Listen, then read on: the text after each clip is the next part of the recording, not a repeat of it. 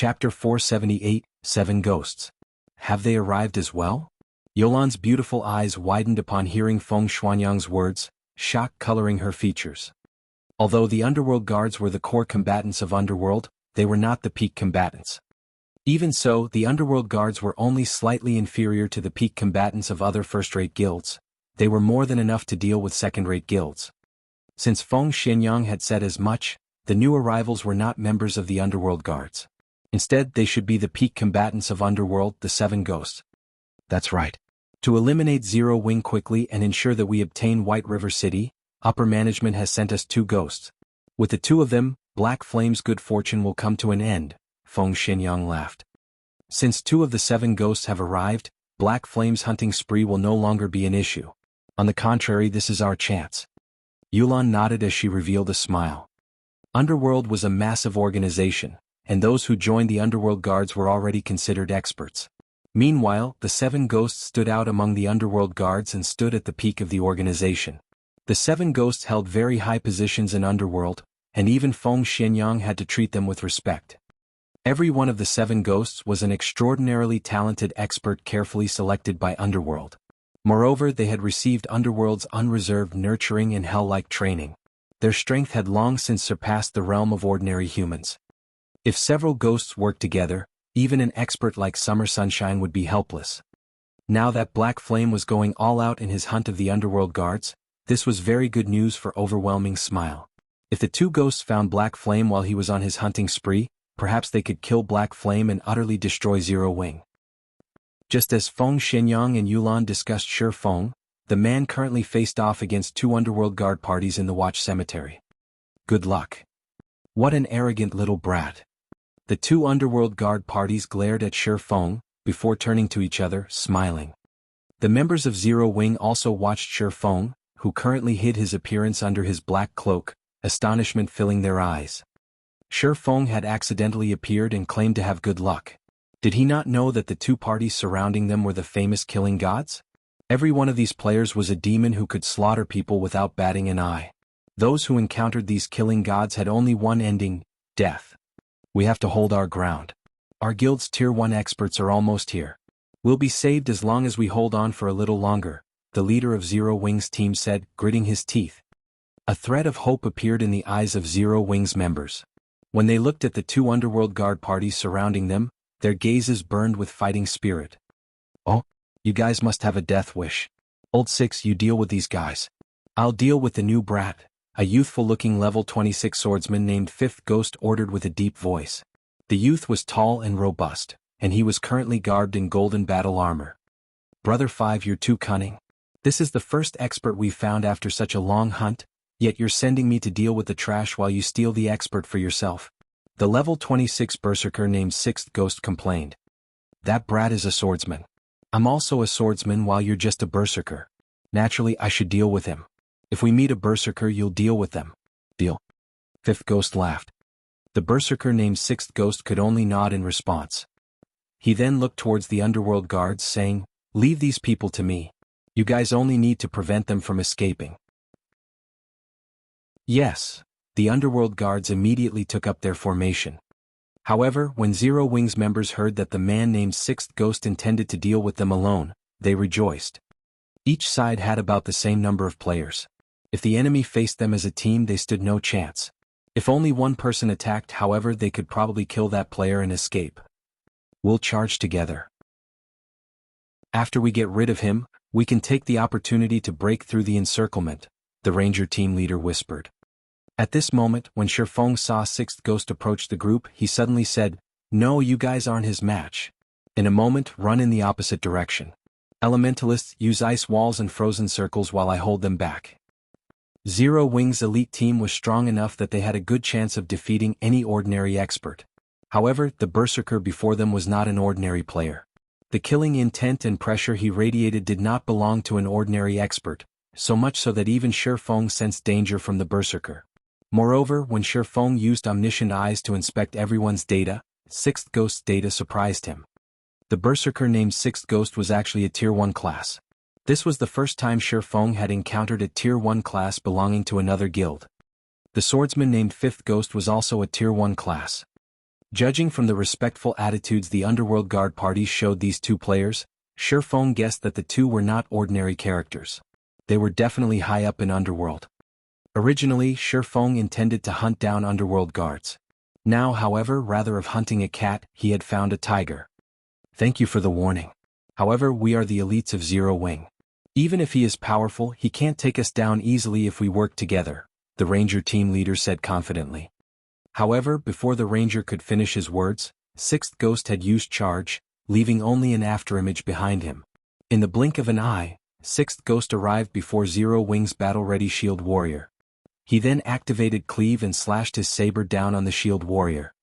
Just as this shield warrior was about to block the attack with his shield, Sixth Ghost's saber suddenly vanished. The saber instantly reappeared in the shield warrior's blind spot and struck its target, sending the shield warrior flying backward. A damage of over -2,600 points appeared above the shield warrior's head, reducing his HP by more than half. The entire process was as smooth as flowing water. None of the surrounding Zero Wing members had reacted to Sixth Ghost's attack. They could only watch as their MT was sent flying. Sixth Ghost's damage shocked Zero Wing's elites. None of them could believe that a berserker could actually deal over -2,600 damage to a shield warrior. However, Sixth Ghost was not done with the shield warrior. Twisting his feet slightly, Sixth Ghost transformed into an afterimage as he weaved through the crowd of players. He arrived behind the still airborne shield warrior and sent out another slash. Nobody had ever expected a berserker to be so agile. Although the entire process seemed slow, in reality, everything had happened in an instant. Just as Sixth Ghost's saber was about to strike the shield warrior's back and end his life, Sixth Ghost suddenly spun and used Whirlwind Slash. Pum. Dazzling sparks scattered around him. Sixth Ghost's battle saber collided with a pitch-black sword. Meanwhile, the owner of this sword was none other than the mysterious newcomer, Shifeng. Brat, you sure are in a hurry to die. Sixth Ghost licked his lips, a hint of excitement appearing in his eyes as he smiled at Shifeng. Since you can attack soundlessly, you should have also reached that realm. If not for his many years of combat experience and his senses picking up on Shifeng's faint killing intent, he would not have detected Shifeng's attack. Fortunately, he sensed the attack at the very last moment and instinctively used Whirlwind Slash. Otherwise, Shifeng's attack would have been successful. Other than his sparring sessions with the other ghosts, this was the first time he had encountered such a situation. Chapter 479, Triple Cut. Saber and sword intersected, scattering sparks. Following which, Sixth Ghost and Shifeng exchanged moves continuously. Both Shifeng and Sixth Ghost possessed frightening strength, the ground beneath them cracking under the pressure. Surprisingly, neither expert had actually taken a single step back. However, it was a different story for the players watched from the sidelines. Due to the resulting impact from the weapons' collision, the spectators were forced to retreat. They are so powerful. Even from this distance I can feel how intense the impact is. No wonder Little Horse was sent flying, the Ranger team leader muttered as he watched the scene before him. Fear filled his gaze as he watched Sixth Ghost. Since he had started playing God's Domain, this was the first time he had seen a player with such ferocious strength. It was simply terrifying. However, the fact that Shifeng could contend with such a monster was just as astounding. At this moment, the Tier 1 swordsman, Fifth Ghost, gaped at the two combatants with utter disbelief. Just who is that? He can compete with old Six's strength. Fifth Ghost's gaze sharpened as he began to watch Shifeng carefully. In terms of strength, a Tier 1 berserker was definitely the strongest of all the classes. Moreover, Fifth Ghost knew how Sixth Ghost had allocated his free attribute points. They had all gone into his strength. Every piece of Sixth Ghost's equipment was also strength-based. Yet, a swordsman like Shifeng was on equal footing with Sixth Ghost. It was inconceivable. Among the 7 ghosts, Sixth Ghost's strength ranked 3rd. Even a swordsman like himself refused to confront Sixth Ghost directly, relying on techniques to achieve victory instead. Now that an expert capable of matching Sixth Ghost's strength had appeared, Fifth Ghost could not help but focus on the fight. Brat, it seems that you're a Tier 1 class as well. I won't continue playing games then. Sixth Ghost roared, and suddenly the skin covering his entire body turned red. His momentum had also changed as a violent aura surged forth from his body. This move was a Tier 1 skill belonging to Tier 1 berserkers, Bull's Rage, which increased the player's strength by 20% for 15 seconds. Sixth Ghost's strength had already been quite high. Now that it had increased by another 20%, simple gestures were enough to crack the land beneath his feet. You are 10 years too early if you think you can compete with my strength. Sixth Ghost swung his battle saber, which was as tall as he was, slashing the blade down on Shifeng. Both his speed and power far surpassed his previous attacks. Yet Shifeng did not try to dodge this attack. Instead, he swung the abyssal blade in his hand towards Sixth Ghost's saber. Everyone was confused. Even Fifth Ghost, who watched from a distance, revealed a disdainful sneer at this sight. Sixth Ghost's Bull's Rage was not the average skill. Rather, it was an enhanced skill. Unlike the normal version, the enhanced version of Bull's Rage increased a player's strength attribute by 30%. Although it was just a measly 10%, to Sixth Ghost, that 10% was the equivalent of more than 30 points in strength. Having an additional 30 points in strength was like wearing an additional piece of top-tier equipment that added strength. In terms of a Tier 1 player's levels, this increase equated 4 or 5 additional levels. After activating Bull's Rage, Sixth Ghost was the strongest among the 7 ghosts. A Tier 1 swordsman stood no chance against Sixth Ghost's strength. Shifeng overestimated himself if he thought he could challenge Sixth Ghost's attack head-on. The only way to deal with Sixth Ghost's attack was to dodge. However, even dodging was impossible. After all, even experts like them who had reached that realm found it extremely difficult to dodge Sixth Ghost's saber techniques. Everyone pictured Shifeng's figure flying backward the instant the saber and sword collided. Boom. The ground beneath both combatants' feet cracked, the impact of the collision creating a dust storm that enveloped the battle. You. Sixth Ghost's eyes widened with shock upon seeing Shifeng block his attack with just one hand. He had already activated Bull's Rage, yet Shifeng still blocked his attack. The skill had increased his strength attribute by over 100 points. This increase alone was already as much as what an ordinary player possessed. Yet, Shifeng had blocked it. The onlooking crowd gaped when they saw the small crater below the fighter's feet. Are they NPCs? None of them could believe what they saw. Was this really a battle between players? If not for the player-specific diamond-shaped markers hovering above both sides' heads, they would have suspected that the two were monsters of God's domain fighting over territory. So he really was telling the truth. Only now did Zero Wings members realize why Shifeng had warned them before the battle had begun.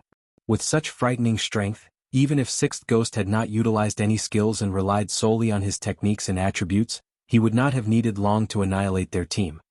Just who are you? After this single exchange, Sixth Ghost hurriedly retreated from Shifeng. He was on high alert as he watched his opponent, no longer as calm as before. Even a fool could tell that Shifeng's basic attributes were far superior to Sixth Ghost's. From their previous exchange, Sixth Ghost realized that Shifeng had only been testing his strength. With this realization, an indescribable anger overtook Sixth Ghost's heart. All this time he had been the one to test others' strength, never the other way around. Now that someone had done the same to him, Sixth Ghost's pride as one of the 7 ghosts had been wounded. You attacked first. Why are you the one asking this question? Shifeng chuckled. Brat, you're courting death. As Sixth Ghost bellowed, the battle saber in his hands transformed into 3 saber images. These saber images sealed off Shifeng's path of retreat as they bombarded their target. At this moment, it looked as if Sixth Ghost held not 1 but 3 battle sabers in his hand. Soundlessly, Sixth Ghost appeared right in front of Shifeng. Hand-to-hand combat relied on 2 things: attributes and techniques. Currently, Shifeng's attributes were far superior, so Sixth Ghost chose to contend with Shifeng using techniques. Triple cut. Shifeng's expression immediately turned grave. Immediately he brandished the abyssal blade, meeting the oncoming attacks. Triple cut was a more advanced technique compared to second acceleration. Second acceleration was a technique used to fool the enemy's eyes and attack the blind spot. However, triple cut was an advanced attack technique that relied on the body's center of gravity to focus all power into a single point. The attack was extremely fast, to the point that others would see 3 weapons instead of 1. In reality, these were only afterimages. Bang, bang, bang. The sound of metal clashing echoed through the air. For a time, the area between Sixth Ghost and Shifeng had become a whirlwind of blades. The constant and deafening clangs of metal on metal made everyone's ears ring. However, when they looked at the battlefield, they failed to see any collision between weapons. Such a powerful triple cut. Although Shifeng had not received any damage, he struggled to defend against Sixth Ghost's attacks with the Abyssal Blade. Even though he was significantly faster than Sixth Ghost, he could do nothing but defend himself. This was the first time Shi Feng was at a disadvantage against a berserker in a contest of speed. Shi Feng had to admit that an advanced attack technique could increase a player's combat power significantly. Fortunately, he was quite a bit faster than Sixth Ghost. He had also already entered the refinement realm. He could perceive both attacks and dodging maneuvers meticulously. Otherwise, he would have already died under Sixth Ghost's triple cut. However, although Shi Feng struggled to cope with the attacks, Sixth Ghost was not having an easy time either. Even after using Bull's Rage, every time he crossed blades with Shi Feng, he could feel his hands tremble from the resulting impact. His HP had even begun to fall slowly with each consecutive impact. Although it was only a very tiny amount, after a long period, his HP would eventually vanish. "Old Six, I'll help you." Suddenly, Fifth Ghost's figure appeared behind Shi Feng. Immediately, he used triple cut with his two swords, aiming for Shi Feng's back. Chapter 480, Stepping into the Second Phase. Fifth Ghost was a Tier 1 swordsman. Although he did not possess Sixth Ghost's frightening strength in terms of speed, he was significantly superior to the berserker. In particular, Fifth Ghost's control over his center of gravity when using the advanced attack technique triple cut surpassed Sixth Ghost's. In addition, Fifth Ghost had used Wind Blade, increasing his speed significantly. At this moment, one could even vaguely see a fourth afterimage of his sword. Presently, Shi Feng had already focused all his power into defending against Sixth Ghost's attack. He simply had no time to consider Fifth Ghost. When Fifth Ghost saw his sword piercing Shi Feng's chest, a sinister smile appeared on his face. "Brat, although your strength is quite good, you are still 10 years too early if you think you can fight against us 7 ghosts. Brother 5, be careful." Sixth Ghost suddenly shouted in panic when he saw Fifth Ghost's delighted appearance. "Huh?" Fifth Ghost immediately sensed that something was wrong because his instincts were telling him right here and now that he had already arrived at death's door. He then realized the sensation he felt with his hand, when his sword stabbed into Shi Feng, was as if he had just pierced through air. Suddenly he felt goosebumps rising all over his body. He immediately activated his life-saving skill, Defensive Blade, and abruptly leaped forward. However, he was still a step too slow. Wah, wah, wah.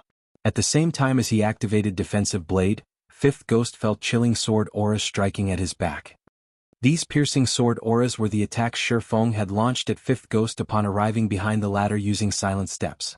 If Fifth Ghost had not activated Defensive Blade at the first sign of danger, allowing him to negate several instances of damage, he would have become a corpse by now. Just who are these people?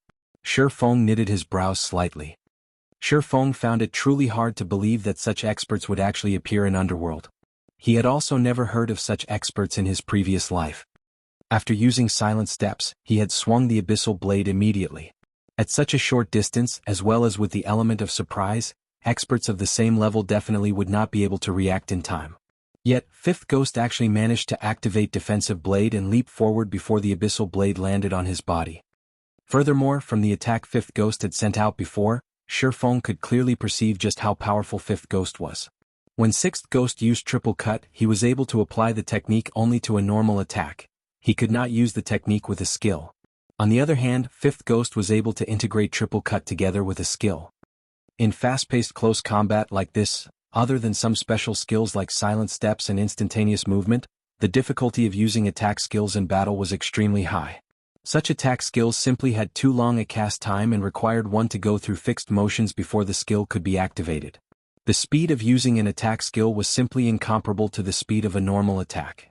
Moreover, even if one was highly proficient with a skill and could activate it very quickly, excessive speed could easily result in distortions in the motions and, consequently, a drop in completion rate, rendering the skill practically useless. Hence, the fact that Fifth Ghost was able to integrate an attack skill into the battle was something extremely difficult to achieve. Performing such a feat was no longer something feasible for ordinary men. Even Shi Feng's current self would not be able to do so. Moreover, Shi Feng had clearly been the one to attack first, yet he was still a step behind Fifth Ghost. This situation reminded Shi Feng of Soaring Snake's godlike reaction speed. Fifth Ghost might be similar to Soaring Snake, both of them possessing a reaction speed of less than 0.1 second. Feng estimated 5th Ghost reaction speed at around 0.7 second. However, it was obvious that 5th Ghost was more proficient at utilizing his reaction speed to his advantage. Originally, Feng had thought of following up his victory with a hot pursuit. However, upon noticing 6th Ghost charging at him, he had no choice but to shift his focus. Brat, not bad. Not only are your attributes so overpowered, you actually possess that sort of skill as well. You very nearly did me in just now. However, you will no longer get another chance like that. After regaining his composure, 5th Ghost turned around to look at Feng, a hint of greed flashing across his eyes. He then took out a bottle of Haunted and drank it. Every piece of equipment they had on them was top tier. Yet, Feng had still managed to overwhelm them with his attributes. This showed that Feng's equipment was a cut above theirs. If they could kill Feng and obtain his equipment, it would definitely allow their combat power to rise to the next level. In a 2-on-1 situation, Feng no longer held back as he used Purgatory Power, increasing his attack speed by 100%. He then used Void Steps, vanishing from everyone's eyes. He disappeared? 6th Ghost was stunned. Before he could figure out what was going on, he suddenly discovered that Feng had already appeared directly beside him, the abyssal blade mere centimeters from his neck. 6th Ghost hastily bent his body away with all his might. However, he was still too late as a fountain of blood sprayed out from his neck, a critical damage of over -3,000 points appearing above his head. From this attack alone, 6th Ghost had lost more than half of his HP. Immediately after, Feng followed up with another strike. One more hit was all he needed to finish off 6th Ghost. However, 5th Ghost's sword was already curving towards Feng. Moreover, 6th Ghost was now aware of the danger, his saber moving to greet Feng's sword. In this situation, Feng had no choice but to break off his attack. He then used Void Steps once more and disappeared from everyone's sight. So you're Black Flame. However, if you think you can rely on this footwork to defeat us, think again. Before coming to the Watch Cemetery, 5th Ghost had already received information on Black Flame from Yulan. He had also watched the battle between Black Flame and Summer Sunshine, so Feng's Void Steps was still fresh in his mind. Now that he was seeing the footwork in action, he determined Feng's identity right away. Then 5th Ghost abruptly changed his sword's trajectory, swinging the weapon at the empty air beside him. 5th Ghost's action confused the spectators. They could not understand what the swordsman was trying to achieve with this action. In the next instant, however, everyone immediately received an answer to their questions when Feng suddenly appeared in the path of 5th Ghost's sword. At this moment, Feng was using the abyssal blade to defend against 5th Ghost's attack. He's adapted to Void Steps already? Feng was slightly surprised. Feng knew full well that Void Steps was not an invincible technique. Although the footwork could force others to ignore his own presence, making it seem as if he had vanished from thin air, someone who had undergone special training could still catch him once they let their eyes adapt to the technique. There was nothing strange in people like 5th Ghost and 6th Ghost being able to perform such a feat. However, the speed with which 5th Ghost managed to adapt to the technique still exceeded Feng's expectations. During Feng's moment of surprise, 6th Ghost had also slashed his saber at Feng's back, forming a pincer attack around Feng. Left with no other choice, Feng activated Windwalk as well as Void Steps to retreat. Although the two ghosts had adapted themselves to Void Steps, there was still a brief moment of delay before their eyes could locate Feng. Hence, Feng still persisted in using Void Steps to retreat. For a time, both sides entered a stalemate. The exchange between saber and swords created a storm that engulfed the audience. The surrounding spectators were shocked by this scene, and not even their eyes could keep up with the three combatants' actions. Looking at the high-speed battle between the three, even breathing seemed superfluous. Despite Feng's attack speed receiving a huge boost and the significant effect of Void Steps, Feng was still forced into passivity. The two ghosts' attacks were extremely tricky to deal with.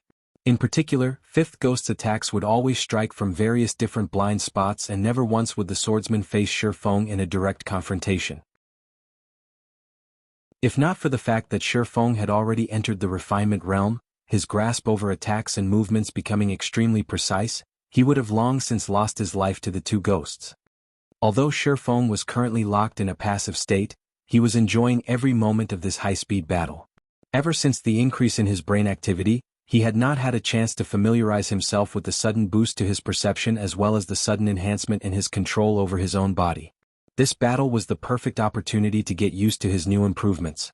Chances to fight against experts were extremely rare, let alone against experts who were capable of forcing him into such dire straits, where even the slightest mistake could cost him his life.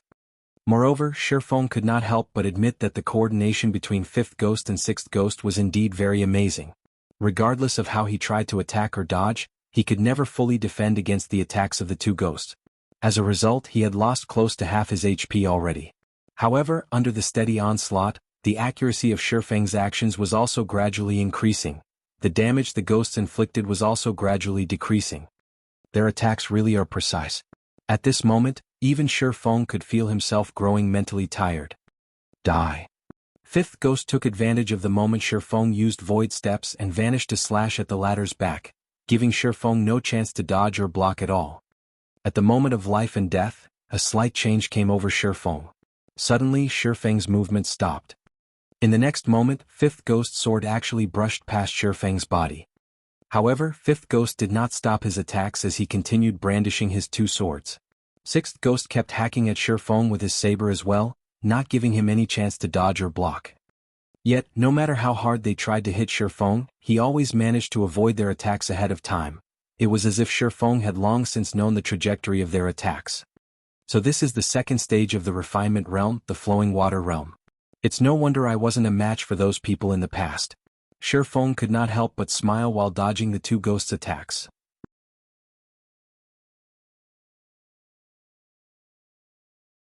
Chapter 481, Flowing Water Acceleration.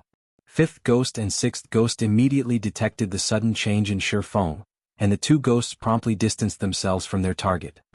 As experts of God's domain, their perception of danger was far superior to ordinary players. On the other hand, the dazed players watching Shifeng's battle were confused by the two ghosts' actions. There were no visible changes to Shifeng's outer appearance, and neither were there any changes to his attributes. So, why did 5th Ghost and 6th Ghost suddenly choose to back away from him? Was it just my imagination? 5th Ghost somewhat doubted his own senses. He could not understand why Shifeng would suddenly undergo such a drastic change. Originally, the pressure 5th Ghost felt from Shifeng was that of a tiger. However, in the blink of an eye, Shifeng had transformed into a violent dragon.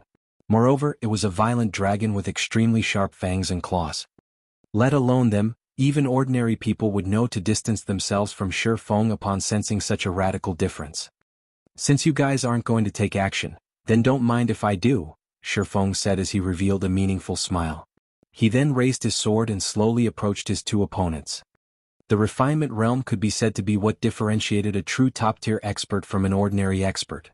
As for players who set foot into the refinement realm, not one of them was not an expert who could single-handedly turn the tides of a battle. Once players entered the refinement realm, they would be able to exert the minimum amount of strength to achieve the maximum effect. This was especially notable when players were attacking or dodging. Despite the opponent's speed greatly surpassing their own, players in the refinement realm could easily dodge their opponent's attack using the simplest of movements. Not only could they dodge with greater efficiency, but they could also take the opportunity to better detect their enemy's weaknesses, to give their enemy a fatal blow. Due to this reason, the refinement realm became the dividing line for true experts. Meanwhile, there was an even higher realm above refinement, and that was the flowing water realm. Through detailed observation of the opponent, players could place themselves in their opponent's position in order to understand their opponent's every action. They could then anticipate their opponent's next action, or even multiple subsequent actions, and make the most appropriate response. In other words, before their opponent had even taken action, players in the flowing water realm could have already known what their opponents were going to do next and carried out appropriate countermeasures. Compared to responding only after the opponent had begun taking action, players would have a lot more time to react and perform swifter and more precise actions. Hence, for Shifeng, who had already seen through the coordinated attacks of 5th Ghost and 6th Ghost, it was very easy for him to dodge and react to his two opponents' attacks. When Shifeng slowly approached 5th Ghost and 6th Ghost, the two ghosts unconsciously began backing away as well. Looking at this scene where one side was advancing while the other was retreating, the surrounding spectators were stupefied. In particular, the underworld guards' jaws nearly fell to the ground upon witnessing this scene. The 7 ghosts were underworld's most formidable weapons. Yet, the 2 ghosts before them were actually displaying cowardice right now. How could this be any more inconceivable? Meanwhile, Shifeng also wore a helpless expression on his face as he took in this situation. He promptly fished a bottle of Haunted from his bag and drank it. He then used Wind Blade on Fifth Ghost, his body transforming into an afterimage. In the blink of an eye, Shifeng appeared in front of Fifth Ghost and swung the abyssal blade at the other swordsman. Shifeng's slash was unimaginably fast. The spectating crowd only saw a flash of black light. They could not make out Shifeng's sword at all. So fast. Fifth Ghost was greatly alarmed. It was definitely impossible for him to dodge Shifeng's attack. However, with his godlike reaction speed, Fifth Ghost still managed to react before Shifeng's sword landed on his body, instinctively using triple cut to block this fleeting sword.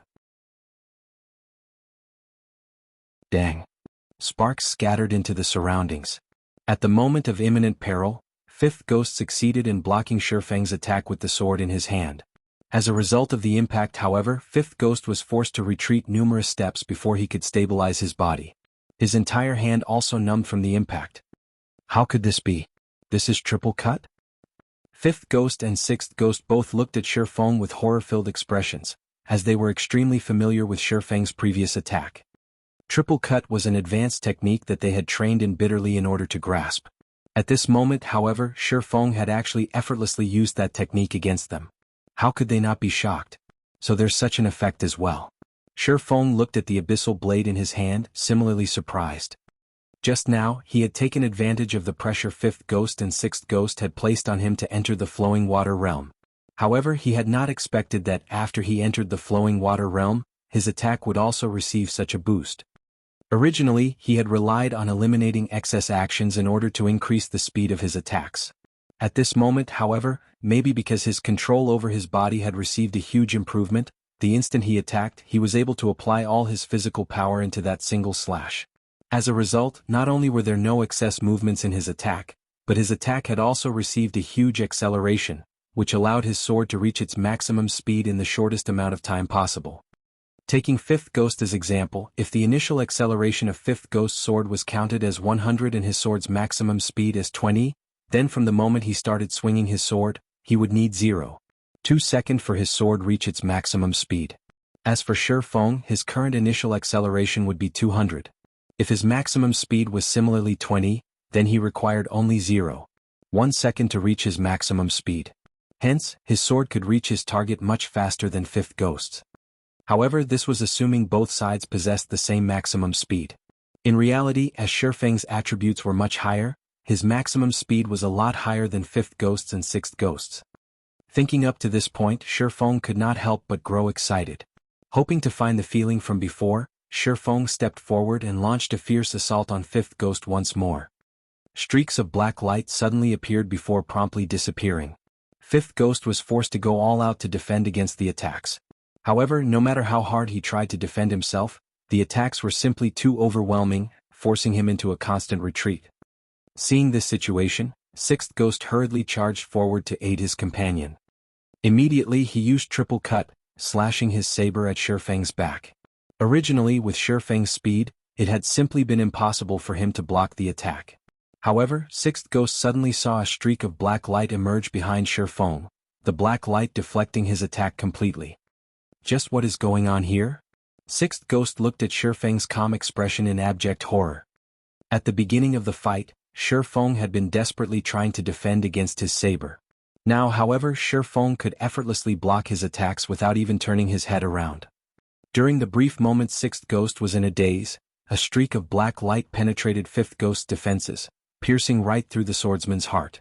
A critical damage of over -3,000 points promptly appeared above his head as the massive impact sent his body flying backwards. Because of the impact, Fifth Ghost's defense crumbled, allowing several more streaks of black light to land on his body. In the blink of an eye, Fifth Ghost's HP reached 0. At Fifth Ghost's death, the equipment on his body and the items in his bag dropped and scattered across the ground around him.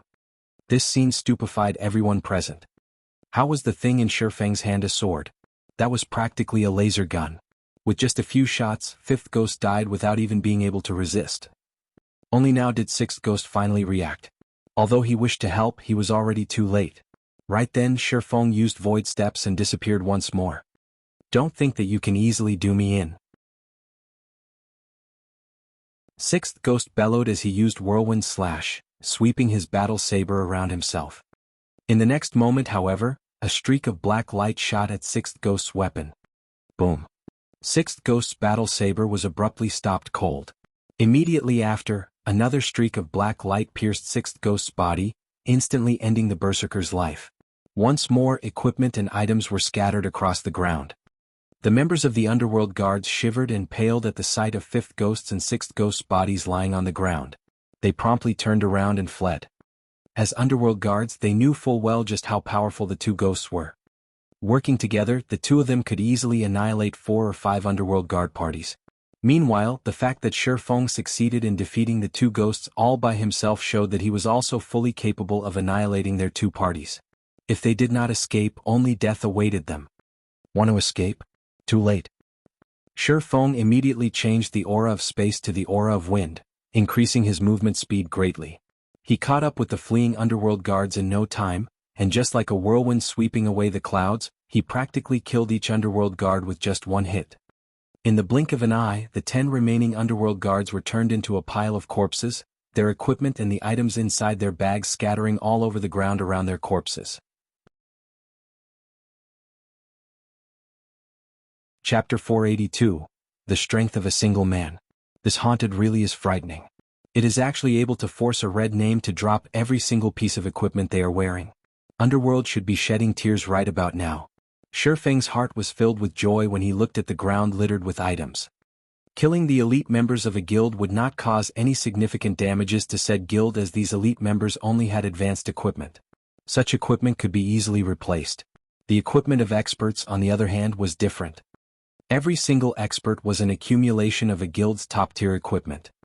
Meanwhile, behind every piece of top-tier equipment was the sacrifice of a large number of players. Being able to steal a piece of top-tier equipment from a guild was the equivalent of slicing a piece of flesh off said guild. The Underworld Guard parties had a total of 12 members. Of them, 10 were mostly geared in level 25 secret silver equipment mixed with a few pieces of level 20 fine gold and even dark gold equipment. As for Fifth Ghost and Sixth Ghost, their equipment was only slightly inferior to that of core members of Zero Wing. The majority of their equipment consisted of level 25 fine gold equipment, and even the most inferior pieces were level 20 dark gold equipment. Now, however, these 12 players were left with not a single piece of equipment on their bodies, thanks to Shi Feng. In addition, the 12 had also dropped plenty of items from their bags. Among them were plenty of haunted potions, as well as the good quality equipment such as level 20 secret silver and fine gold equipment they had harvested from other players. Making a rough estimate, Shi Feng had earned more than 100 gold just from killing these 12 players. Split this advanced equipment among yourselves. Don't forget to leave some for your dead companions. Shi Feng only collected the top-tier equipment and haunted potions for himself, leaving the remainder for the team. He then disappeared into the dense forest in search of other Underworld Guard parties. So cool. Is that person really our guild leader? A female summoner asked as she watched Shi Feng's departing figure, her gaze carrying a seductive charm. It should be. Before, when that person named him Black Flame, he did not deny it. Moreover, he has even willingly left behind so much good equipment for us. Other than our guild leader, I doubt there would be anybody who would do such a thing. The ranger team leader nodded in reply, his heart filled with an indescribable sense of excitement. It really is great to be a member of Zero Wing, the others could not help but exclaim. Despite the ongoing war between Zero Wing and Overwhelming Smile, as the leader of a guild, Shi Feng had actually taken the initiative to enter such a dangerous location all by himself. He had even rushed to their rescue at the first sign of trouble. With such a guild leader, even if they fell back to level 0 as a result of battling Overwhelming Smile, they would still do so willingly. Although guild leader has left all this good equipment to us, I suggest that after we set aside several pieces for those who died, we should place the remainder in the guild's warehouse. Now that we are waging a war against Overwhelming Smile, the guild's expenditure is very large. We can't take advantage of the guild at such a crucial period, the ranger said. The others promptly nodded in agreement. Currently, Shi Feng was searching for treasure chests in the Watch Cemetery while waiting for Space Movement's cooldown to end and news to appear in the guild channel. Space Movement had a 5-minute cooldown. As he did not wish to waste time during this period, he had started hunting for treasure. Feng could not be more familiar with the Watch Cemetery. He had visited this place many times in search of treasure in his previous life. Moreover, in the past, many treasure chest locations had been published on the official forums. Back then, as treasure chests that had already been found would not reappear at the same location, nobody actually cared about keeping these locations a secret. Instead, they actively publicized and showed off their discoveries. As a result, their actions would now benefit Feng. There were plenty of secrets in God's domain. In reality, Feng had just taken a casual glance at these treasure chest locations back then. He had not paid any particular attention to them. Even if his memory was very good, he could only vaguely remember these locations now. After all, nobody knew that they would reincarnate into their past lives. However, due to the improvement of Feng's brain activity, even his memory had received a huge boost. The things he could only vaguely remember before were now as clear as the sun at noon to him. Hence, his search for treasure chests became a very easy task. It was as if he was looking at a treasure map while treasure hunting. After just a brief search, Feng had already discovered a bronze treasure chest, obtaining more than 3 silver coins and a level 25 mysterious iron weapon from it. The number of treasure chests in this area is too little while the number of players is too high. Many of the treasure chests should have already been discovered by someone else. It seems that I can only try my luck somewhere else, Feng muttered as he collected the items inside the bronze treasure chest. Currently, level 25 mysterious iron weapons were still in high demand. He then took a look at the system map. As I recall, there should be plenty of high-quality treasure chests located in the inner regions of the Watch Cemetery. Following which, Feng dashed directly towards the inner region of the Watch Cemetery. For a couple of hours, Feng searched for treasure while killing any underworld guard parties that dared show themselves. During this period, Feng had opened more than 30 treasure chests. Among them, 14 were bronze treasure chests, 16 were mysterious iron treasure chests, and 6 were secret silver treasure chests. He had also killed 11 underworld guard parties. Overall, he had gained a frightening harvest. Although these underworld guard parties did not have experts like 5th Ghost and 6th Ghost, they still contributed plenty of top-tier equipment to Feng's harvest. After all, these underworld guards normally killed many players, so they had accumulated quite a lot of good stuff, both on their bodies and in their bags. Now, however, all these items belonged to Feng. In other words, these underworld guards had just carried out free labor for Feng. Just the number of top-tier equipment Feng obtained exceeded 100 pieces, not to mention advanced equipment. Feng's harvest had instantly made up for much of the losses Zero Wing suffered before. Inside the guild residence of Overwhelming Smile, 5th Ghost and 6th Ghost died. How is this possible? Feng Xuanyang's eyes widened in shock upon reading the report he just received. He could not at all accept this matter as real. 5th Ghost and 6th Ghost were Underworld's most formidable weapons.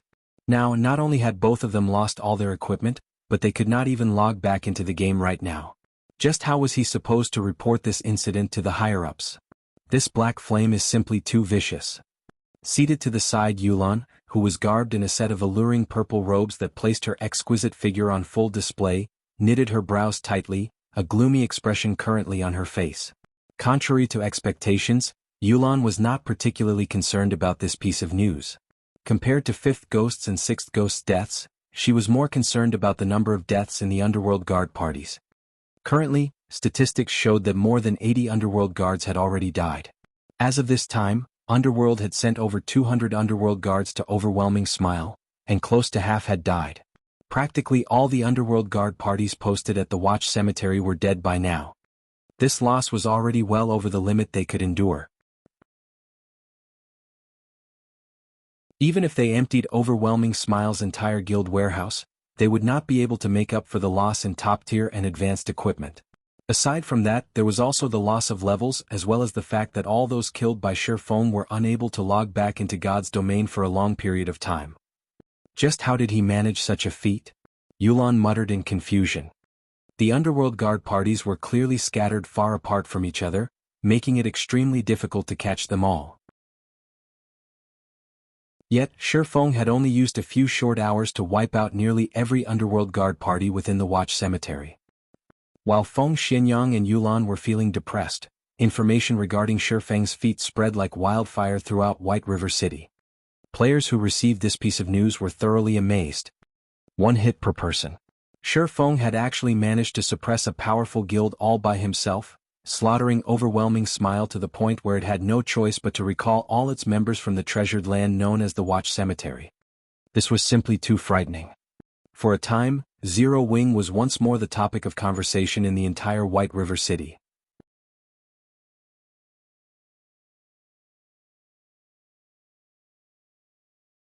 Chapter 483, Everlasting War. Although the fight in Watch Cemetery had not been on a large scale, it had dealt a massive blow to Overwhelming Smile. This was not a matter of winning or losing. Instead, it was because Overwhelming Smile had conceded. This one point proved that Overwhelming Smile was inferior to Zero Wing. In addition, Shi Feng's stunning performance had calmed the rush to join Overwhelming Smile. Previously, they all had an optimistic view on Overwhelming Smile, believing that the guild was about to overtake the position of White River City's overlord. Now, however, the situation had taken a 180-degree turn. Needing only 1 hit per person, Shi Feng had wiped out all of Overwhelming Smile's experts within the Watch Cemetery. Without that hindrance, Zero Wing's Tier 1 experts were able to display their strength as they swiftly wiped out the normal members from Overwhelming Smile, forcing the guild to pull back from the treasured land known as the Watch Cemetery.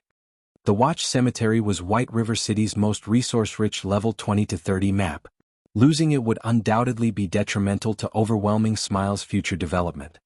Although Overwhelming Smile was wealthy, that wealth would be meaningless if they could not convert it into leveling resources. The sky slowly darkened as the setting sun gradually disappeared past the horizon. After a day's struggle, many players had begun to return to the city to rest and celebrate their day's harvest. Bars, restaurants, clubs, and many such establishments were already crowded. At this moment, in the rooftop dining room of a high-class restaurant, 2 female players feasted on delicacies as they enjoyed the view of White River City. Many male players present snuck glances at these 2 women. Of the 2 female players, one was petite and lovely, while still sporting stunning curves. The other was even more beautiful. Her face was so pure that it put flowers to shame and outshone the moon.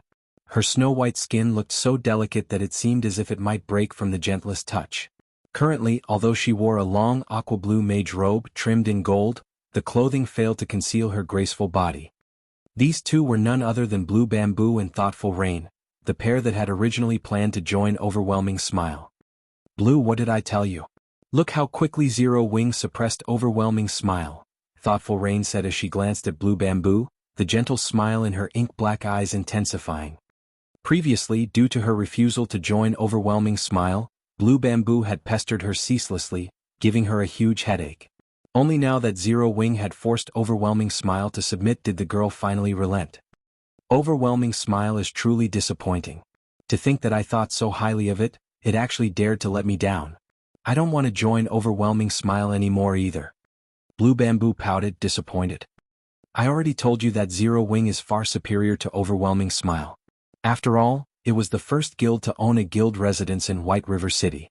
Not only that, it claimed the best residence available in White River City. It also has plenty of experts. Currently, the various guilds in White River City barely have any Tier 1 experts in their guilds. Yet, I hear that Zero Wing already has over 50. Zero Wing has long since taken the lead. Furthermore, its guild leader, Black Flame, is a titled expert. Thoughtful Rain's thin lips shifted slightly as she explained, smiling tenderly. Since that's the case, why don't we join Zero Wing? Blue Bamboo could not help but have expectations. Zero Wing's exam is very strict. I might be able to pass it, but I'm afraid that you... Thoughtful Rain shook her head after evaluating Blue Bamboo. Humph. Who says my techniques are bad? I've only recently begun playing virtual reality games. After some time, I'll be more amazing than even Black Flame. Besides, Blue Bamboo's ink-black eyes suddenly shone as she revealed a meaningful smile, saying, Rain, I know that you've encountered one of the higher-ups of Zero Wing before. His name was Yi Feng, I think? He gave you a permanent pass to the library. All of my classmates turned green with envy when I told them about that item. Since he gave you such a precious pass, he should be able to admit us into the guild without any issues with his position. I'm only acquaintances with him. Blue, stop overthinking things, Thoughtful Rain hurriedly explained. Besides, if he invites you into Zero Wing and you perform badly, what then? Others will question his ability to manage the guild. Are you my best friend or his? You're actually defending him, yet you claim that there is nothing going on between you two? I don't care. In any case, I want to join Zero Wing. I have always wanted a piece of level 25 fine gold equipment. With your felonious body, you just have to say the word, and he'll let me into the guild and smother us with fine gold equipment. Blue Bamboo stated as she swept a glance at Thoughtful Rain's graceful body, her lips hooked up into a deep, suggestive smile. Thoughtful Rain was suddenly speechless. At this moment, a party of 6 suddenly appeared before the female duo. The leader of this party was a middle-aged man with a burly body, examining the two with world-weary eyes. None of the party could be underestimated as the other 5 also gave off an air of danger. The party's stance alone left the surrounding witnesses breathless. Their levels were even more astonishing. Of these 6, the lowest leveled player was level 26, while the leading middle-aged man was a level 27 guardian knight. Excuse me ladies, I couldn't help but overhear that the both of you are familiar with the higher-ups of Zero Wing. I wonder if you can introduce us to them? If you do, this level 25 Morning Dew staff will be yours, the leading middle-aged man said, smiling warmly. He then retrieved a two-handed staff made of pure white jade from his bag, placing the weapon on the table. Red gemstones were inlaid in the staff, and with a glance, it was obvious that the staff was no ordinary weapon. Wow, this is a secret silver staff. Its attributes are awesome. Blue Bamboo was immediately mesmerized by the Morning Dew staff. She then turned to Thoughtful Rain saying, Rain, we're heading over to Zero Wing anyway, so why don't we take them with us? I don't know. Why do you want to meet Zero Wing's higher-ups? Thoughtful Rain only swept a glance over the Morning Dew staff before shifting her gaze back to the middle-aged man. She was no fool. Since they had offered a level 25 secret silver weapon as a token of appreciation, then they were definitely plotting something. She would not be a proper friend if she abruptly contacted Yi Feng without knowing their intentions. Miss, please don't misunderstand. My name is Everlasting War. We seek the higher-ups of Zero Wing purely with the intention of conducting trade. This trade will only benefit, not harm, Zero Wing, so you can rest assured. If we really wanted to cause trouble for Zero Wing, we would have already done so. We wouldn't have to go through this much trouble, the middle-aged man explained. All right then. I'll contact him for you, but it will be up to him whether or not he meets with you. Thoughtful Rain nodded in agreement, feeling that Everlasting War's words sounded reasonable. Following which, Thoughtful Rain called up her friends list and contacted Yi Feng.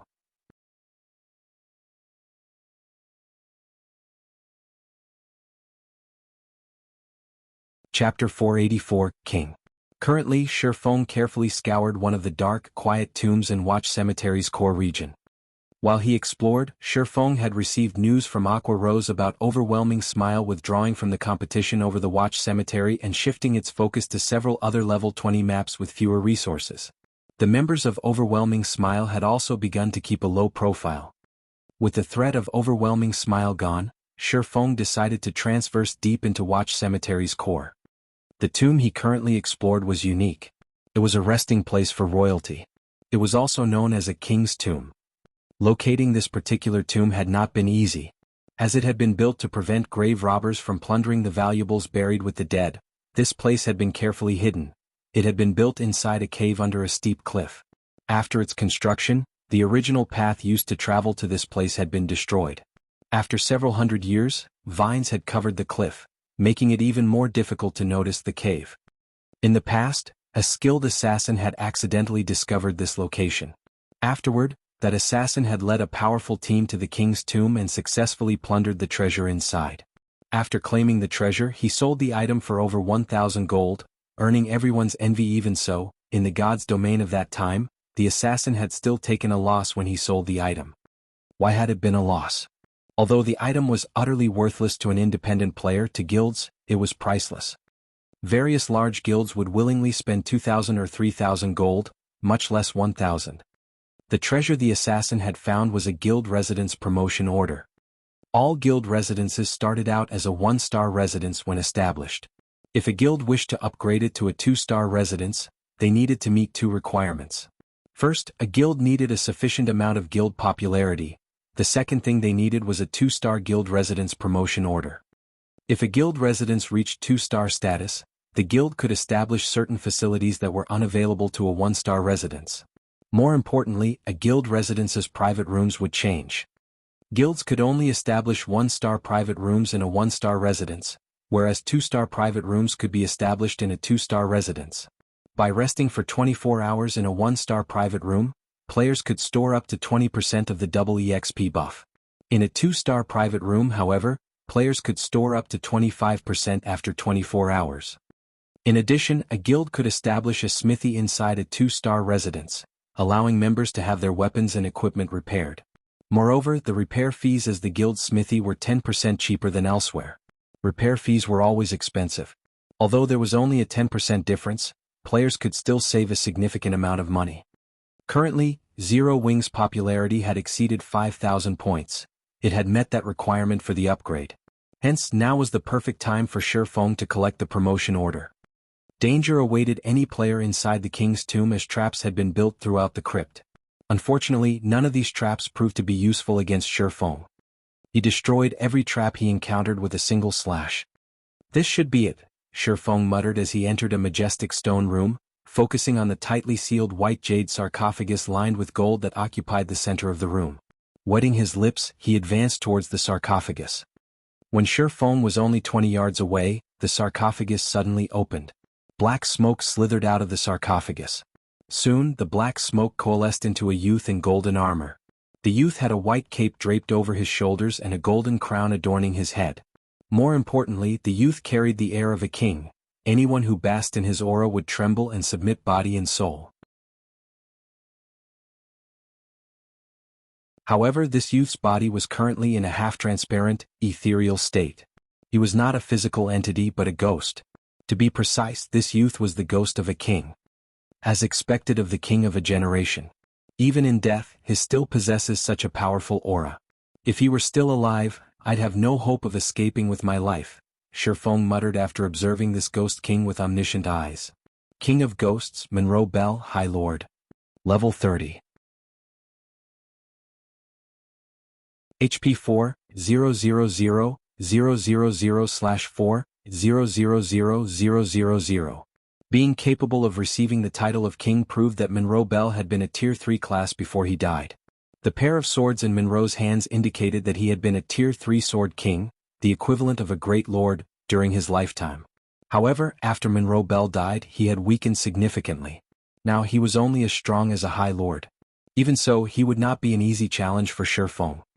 Immediately, Shifeng activated Heavenly Dragon's power, increasing his strength by 100%, HP by 300%, and defense by 300%.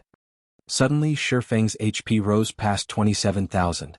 However, his HP could not compete with the King of Ghosts, which possessed 4 million HP. Shifeng then used the activatable skill of the 7 Luminaries Ring's Aura of Water, Life Bloom, recovering 20% of his HP every second for 40 seconds. During this period, it would be the equivalent of having a powerful healer healing him indefinitely. Grave Robber received the Sword of Justice's Retribution. Monroe Bell's pitch-black eyes locked onto Shifeng. Taking a step forward, the King of Ghosts dashed towards Shifeng as he sent a flurry of sword thrusts at the intruder with his king's sword. The King of Ghosts' sword carried with it a majestic aura. The aura alone was enough to scare an ordinary player, much less the flurry of thrusts. Monroe Bell's attack was like a tsunami. He gave Shifeng no opportunity to evade the strikes. Shifeng immediately activated Purgatory Power, allowing his attack speed to soar. He then used Wind Blade and charged forward.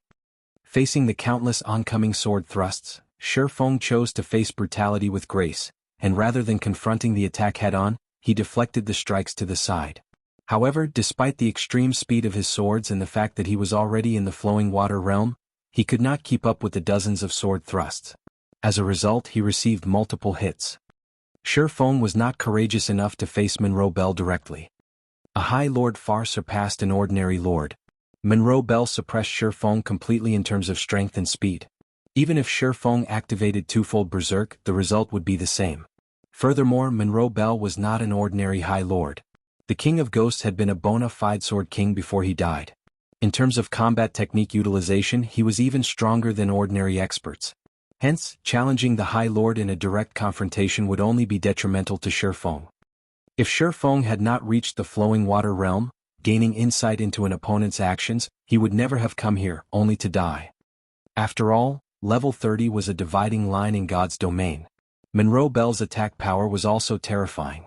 Shi Feng had received close to -2,000 damage from a casual slash and more than -4,000 damage if the King of Ghosts struck him with a skill.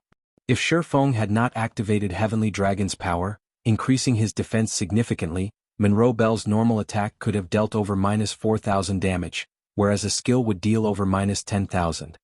As Shi Feng received damage, Life Bloom displayed its impressive effects. After factoring in the passive effects of the Aura of Water, Life Bloom regenerated more than 8,000 HP every second, the amount of healing Shi Feng received surpassing the damage he received.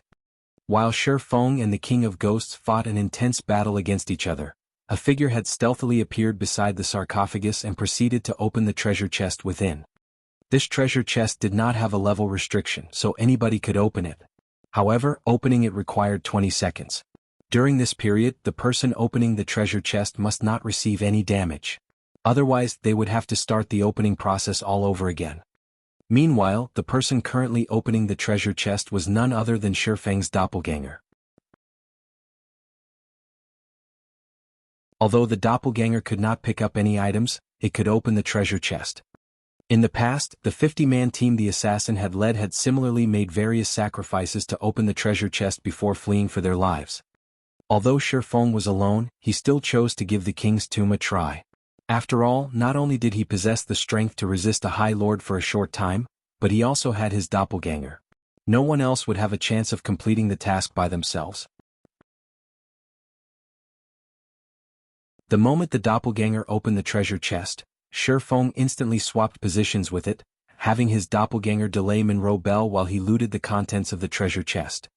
Monroe Bell was simply too powerful. Shi Feng's doppelganger barely lasted 3 seconds before it died. However, during those 3 seconds Shi Feng had emptied the treasure chest. Seeing Monroe Bell charge towards him, Shi Feng hurriedly switched the Aura of Water to the Aura of Space before activating space movement and leaving the king's tomb.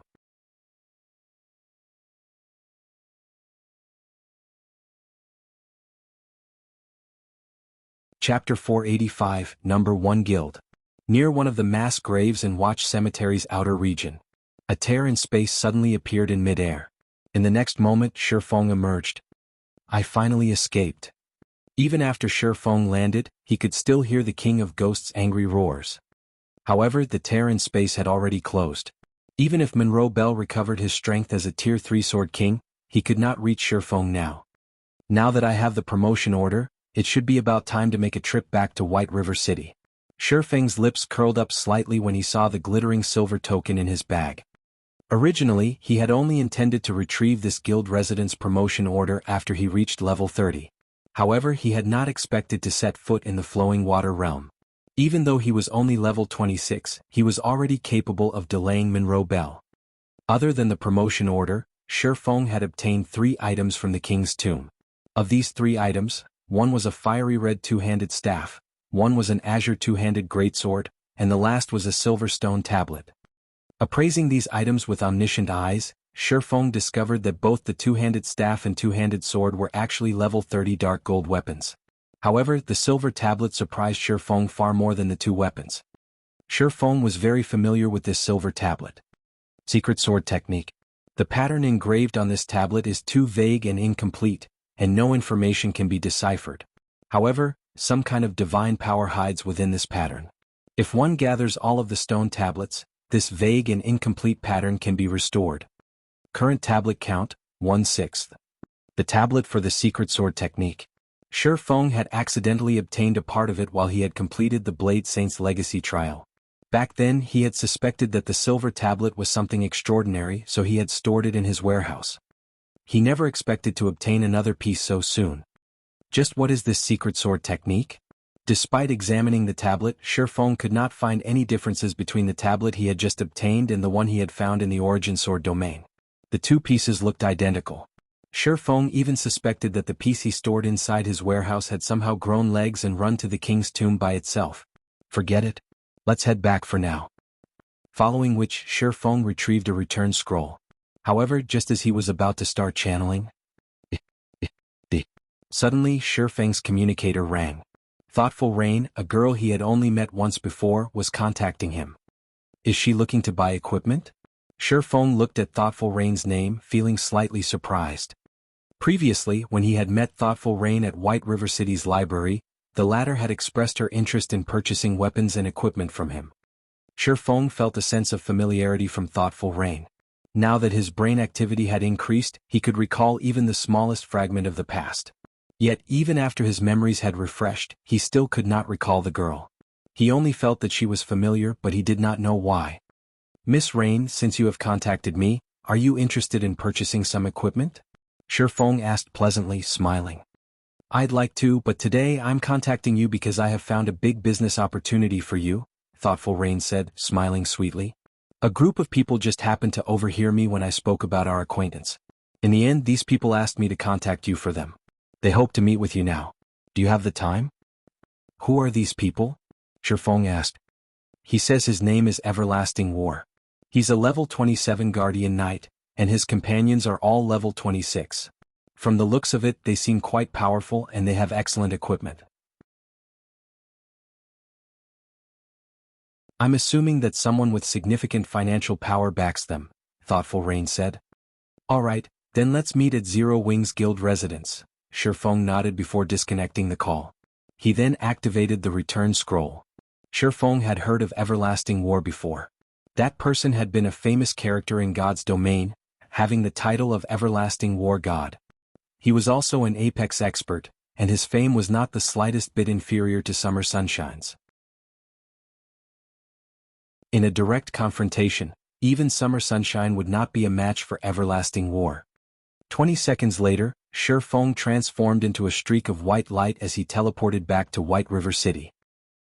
The sky gradually darkened. A large number of players had returned to the city, and people crowded the streets. Passing through the lively streets, Feng soon arrived at the bank.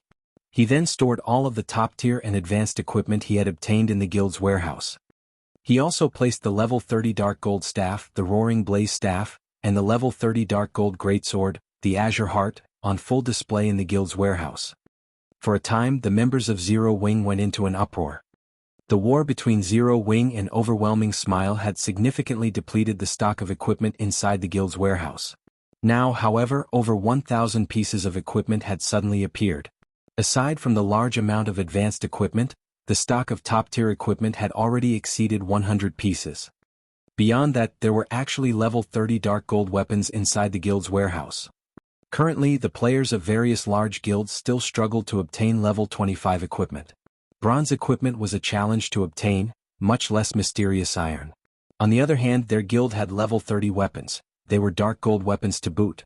They were definitely the best weapons in all of God's domain right now.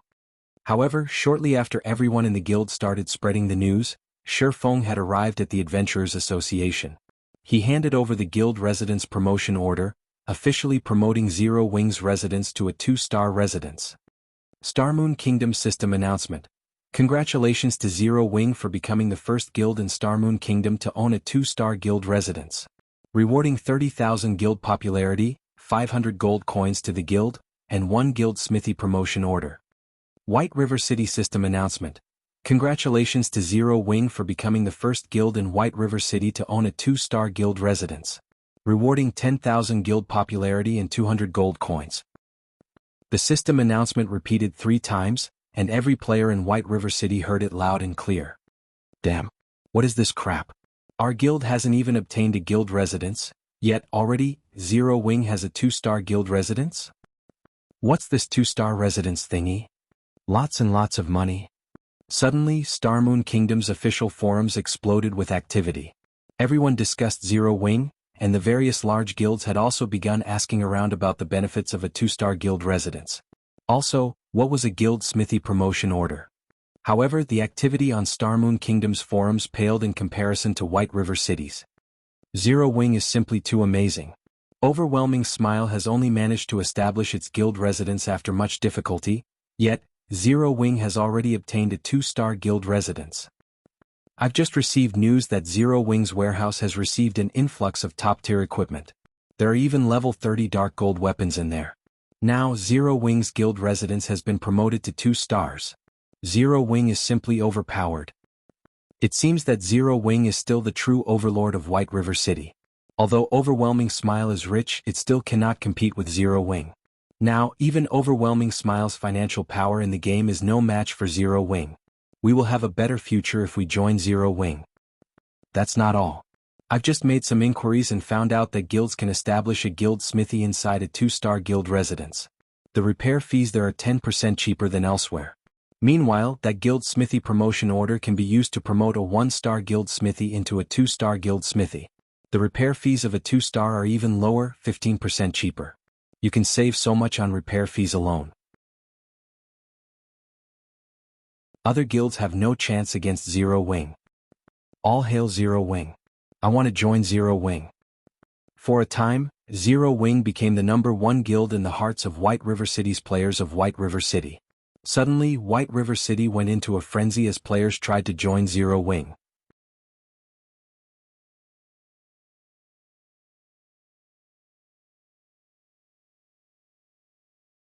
Chapter 486, Generous Benefits.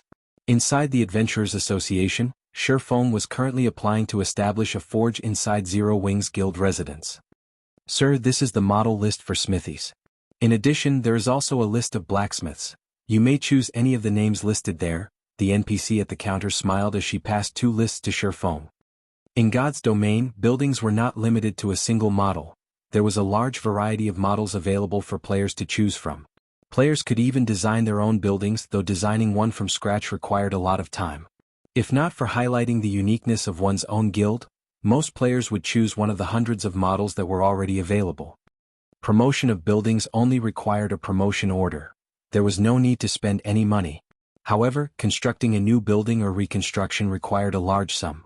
Depending on the size of the building, the materials required, and the building's function, the price of construction would vary. A guild smithy was extremely important. Hence, Shifeng needed to decide carefully. Smithies were differentiated by 3 grades: ordinary, refined, and luxury. Though the price of each smithy was higher than the last, each grade was also more efficient. Ordinary smithies cost between 100 gold and 200 gold. Aside from repairing weapons and equipment, guild members could also sell their unwanted items to the NPCs at the smithy. Refined smithies cost between 300 gold to 500 gold. Aside from having all the functions of an ordinary smithy, refined smithies had a more refined and luxurious appearance. Refined smithies also had a weapon maintenance function. If a player left their weapon in the smithy's care, its durability consumption rate would drastically reduce for a period. At the same time, one could also hire intermediate blacksmiths if they had a refined smithy. One should not underestimate the function of blacksmiths. These blacksmith NPCs all possess different capabilities. For example, some blacksmiths might take less time than others to repair weapons and equipment. Other blacksmiths might produce stronger maintenance effects. Hence, hiring a powerful blacksmith was of utmost importance. Lastly, luxury smithies cost between 800 gold and 1000 gold. Aside from having all the functions of a refined smithy, luxury smithies had a rest area that allowed guild members to accumulate the double EXP buff. However, 48 hours of rest was required to accumulate 20% of the buff. In addition, luxury smithies contained forging rooms. Moreover, these were advanced forging rooms which were far more effective than those at the Starstreak trading firm. One could also hire advanced blacksmiths. For the guild's future development, we'll get the most benefits from the best option. Let's choose this 1000 gold model then. After looking through the model list, Shifeng chose one of the largest luxury smithies available that allowed him to invite up to 10 blacksmiths. After deciding on the model, he began to choose his blacksmiths. Shifeng had received 700 gold from the system reward alone. In addition, he also received over 300 gold for each dragon scale set equipment that sold at the Blackwing auction house. At this point he had already sold more than 20 sets. Currently, Shifeng had more than 8,000 gold on his person, making him wealthier than any single guild in Starmoon Kingdom. Moreover, gold would continue to fill his bags as more sets of dragon scale set equipment sold. So he did not mind constructing the best smithy available. Following which, Shifeng chose to hire 10 advanced blacksmiths. These 10 NPCs were the most skilled blacksmiths one could currently find. Their monthly wages ranged between 3 and 5 gold. After Shifeng finished dealing with the smithy, he searched for a secluded location to adjust his appearance back to Yifeng. He then hailed a horse carriage and returned to Zero Wing's guild residence. When Shifeng arrived at the residence, he discovered a sea of players crowding the entrance, creating an extraordinarily lively atmosphere. There were currently 2 berserkers in dragon scale set equipment standing guard and maintaining order at the residence's entrance. The fine gold rank glow from the sets thoroughly awed the players who had come to sign up for the guild. Is that a fine gold set equipment? I've seen it on the forums before. I think it's the dragon scale set equipment. Currently, a single set costs more than 300 gold. Zero Wing is just too rich. They actually bought 2 sets. Not just 2. I hear that Zero Wing's warehouse also has 1 set available for trade. As the crowd discussed Zero Wing's wealth with astonishment, the newly constructed smithy also attracted their attention. The smithy's construction was not as tedious as the guild halls. The smithy required much less time as it had fewer functions. As long as the guild paid the construction fees, the smithy could be completed in less than 10 minutes. Zero Wing's smithy was 3 stories tall. The smithy's luxury-grade appearance dazzled the onlookers, and many among the crowd even believed that they had arrived at the capital city's advanced smithy. The smithy was large enough to accommodate several hundred players, and it was even larger than an ordinary guild hall. This is my first time seeing such an extravagant smithy. Zero Wing isn't giving Overwhelming Smile any chance of survival. Zero Wing's smithy is almost the same size as Overwhelming Smile's guild hall. It's so much fancier than their guild hall too. From what I heard from Zero Wing's guild members, this smithy even has a weapon maintenance function that reduces the durability consumption rate of a weapon for a certain amount of time. With this, who knows how much money we can save when grinding monsters and raiding dungeons. For this guild smithy alone, I'll do anything it takes to join Zero Wing. The independent players who had come to participate in Zero Wing's test watched the guild's transformation with reverence, their desire to join Zero Wing intensifying. Morale among Zero Wing's members soared when they saw the growing flood of players coming to join their guild. Now, whenever they strode down the streets with their 6-winged emblem revealed, they would receive countless envious stares.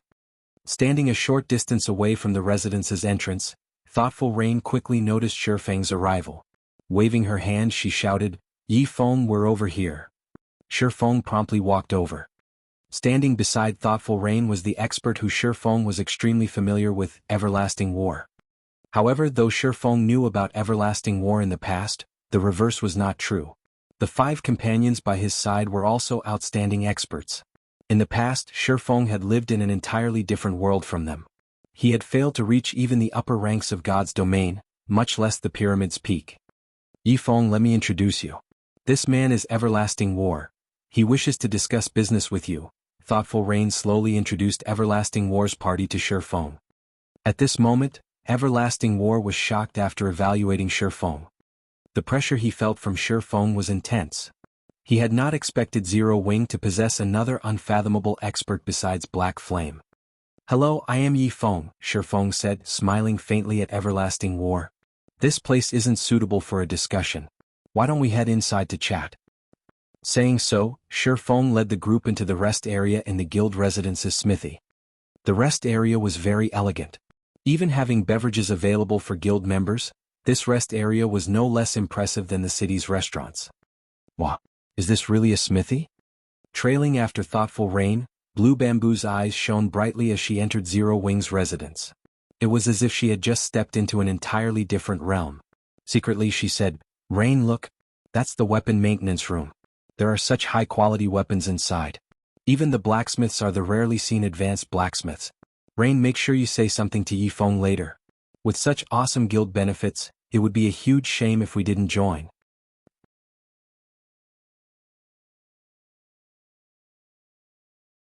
Chapter 487, Dark Arena.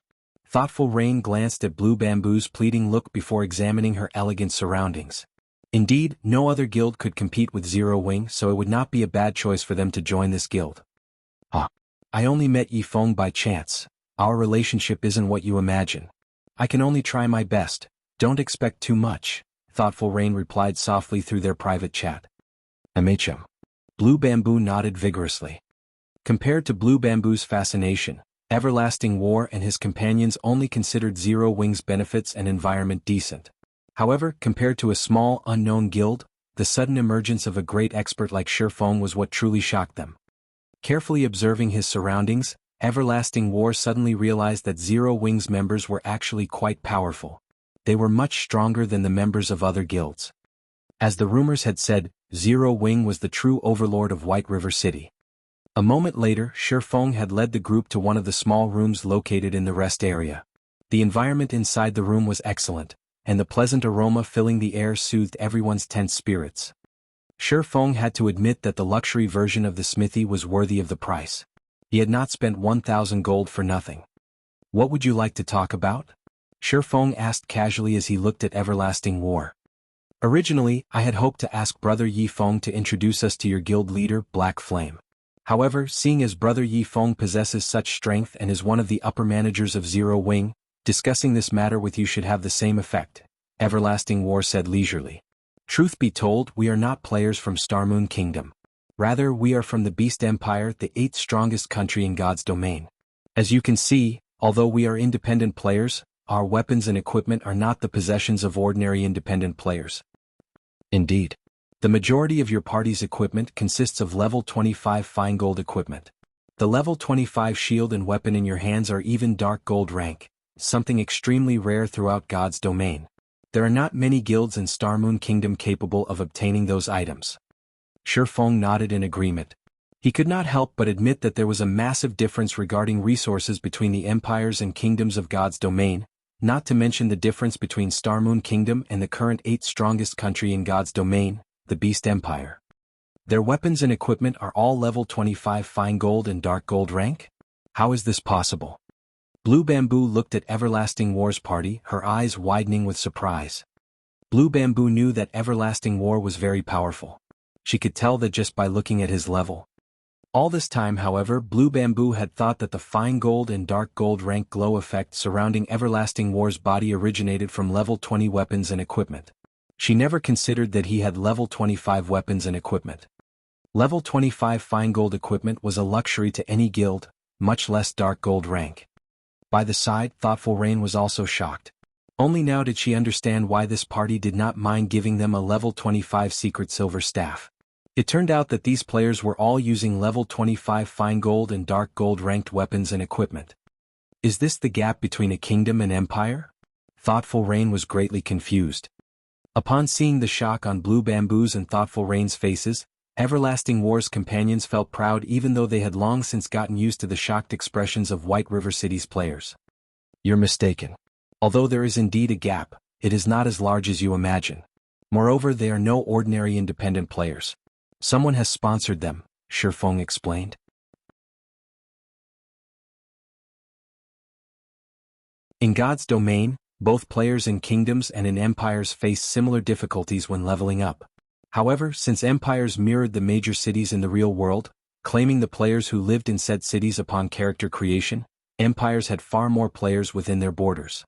As a result of the astounding player population of an empire, the competition in an empire was far more intense than in a kingdom.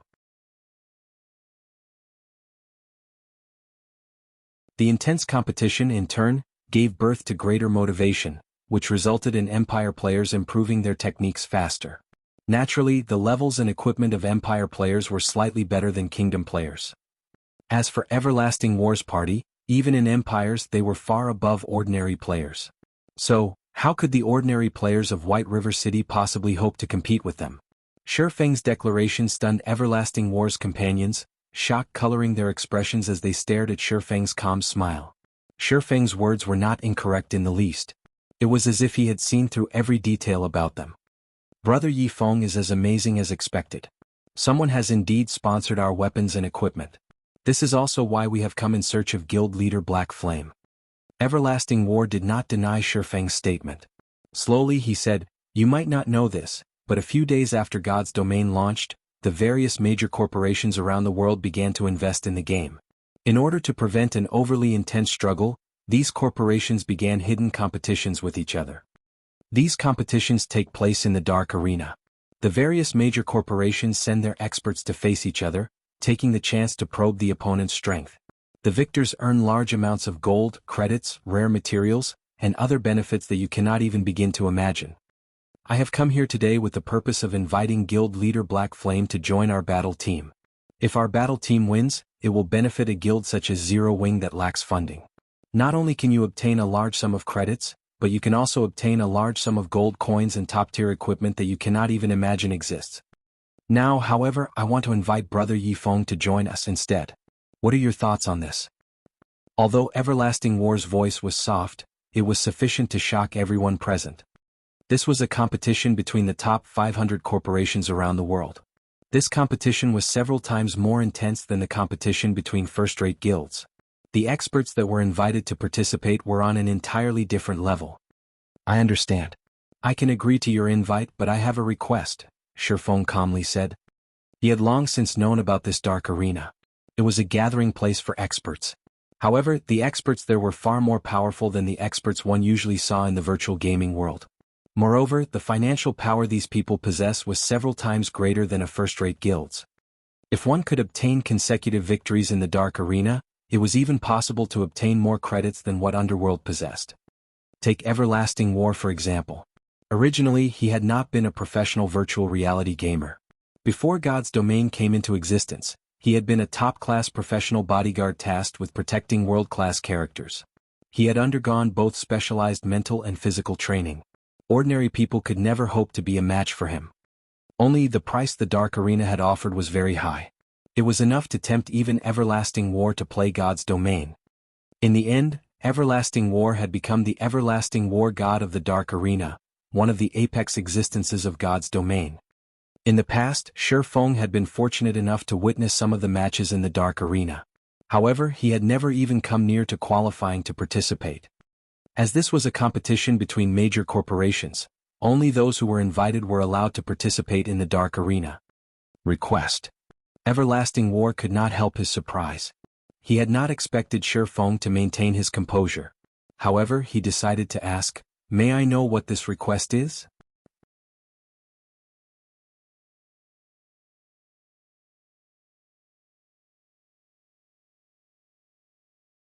Chapter 488, Young Genius. Although Everlasting War had already spoken, his companions had frowned in response to Shifeng's reply. They had never expected that Shifeng would try to negotiate. Countless people yearned to join a competition of such level. Yet, even many of the experts on the God's Domain experts list had been rejected. They were already stooping pretty low by willingly inviting an unknown expert such as Shifeng. Even world-renowned players fought to join the Dark Arena. Participating in the Dark Arena was already a supreme honor in and of itself. Not only could one win endless riches, but they could also receive the admiration of millions. It was even possible for one to become an international celebrity with a single battle. Not even the ruler of Starmoon Kingdom was a match for the Dark Arena's participants in terms of status. After all, that was a stage at the international level. Thoughtful Rain and Blue Bamboo's little jaws hung in shock, their eyes filled with disbelief as they watched Shifeng. The competition between guilds in God's Domain was intense. Almost every guild was supported by many corporations. However, not even the backer of a first-rate guild could compare with international corporations. It was merely an ant in the eyes of such giants. Although the virtual gaming industry's total value rose with each passing year, it was still significantly inferior to other top industries. If a guild could obtain the financial support from such a corporation, they could instantly become a super guild, surpassing any first-rate guild in God's Domain. With such a good opportunity at hand, Shifeng actually had a condition. However, Shifeng did not care about what others thought about him. Taking a sip of tea, he returned his gaze to Everlasting War, saying slowly, "My request is very simple. I hear that each battle team participating in the Dark Arena consists of 10 members. Seeing as you only have 6 members at the moment, I wish to invite 3 of my people to join. That way we will have a full battle team. What do you think?" "You must be insane. Just inviting you is already leader's limit, yet you still want to invite 3 others to join the team? Who do you think started this battle team?" A youth in black armor shot up from his seat in anger.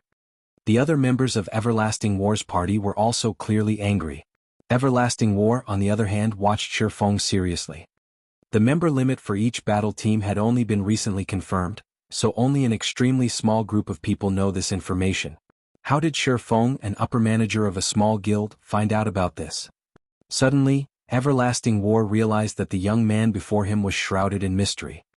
The only goal of the corporation sponsoring your battle team is to secure victory. Naturally, the stronger the chosen team members are, the better. I can guarantee that the players I want to include are all very formidable, Shifeng explained. Although Shifeng had not personally participated in the Dark Arena, he had a certain understanding of it. After all, it was the future battlefield for the apex experts of God's domain. He had learned plenty of techniques from the matches held in the Dark Arena. For example, he had learned void steps from watching the Dark Arena's battle videos. If he could allow the experts of the guild to participate in the Dark Arena and experience those battles, it will enable them to improve their techniques further. Brother Yifeng, I am afraid that I am really powerless on this matter. There are a limited number of slots for the battle team. Although I am the team leader, I only have one invitation for the test, not the member slot for the battle team.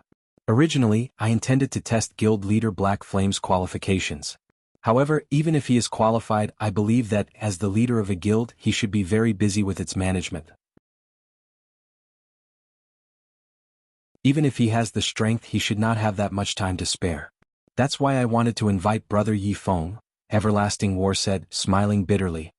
The competition between these international corporations was extremely intense.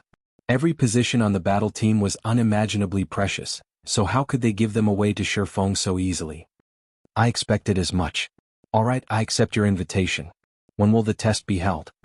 Shifeng nodded. He knew how valuable the slot was. The invitation alone had already greatly surprised him. However, he still wanted to know how much power Everlasting War, this battle team's leader, wielded.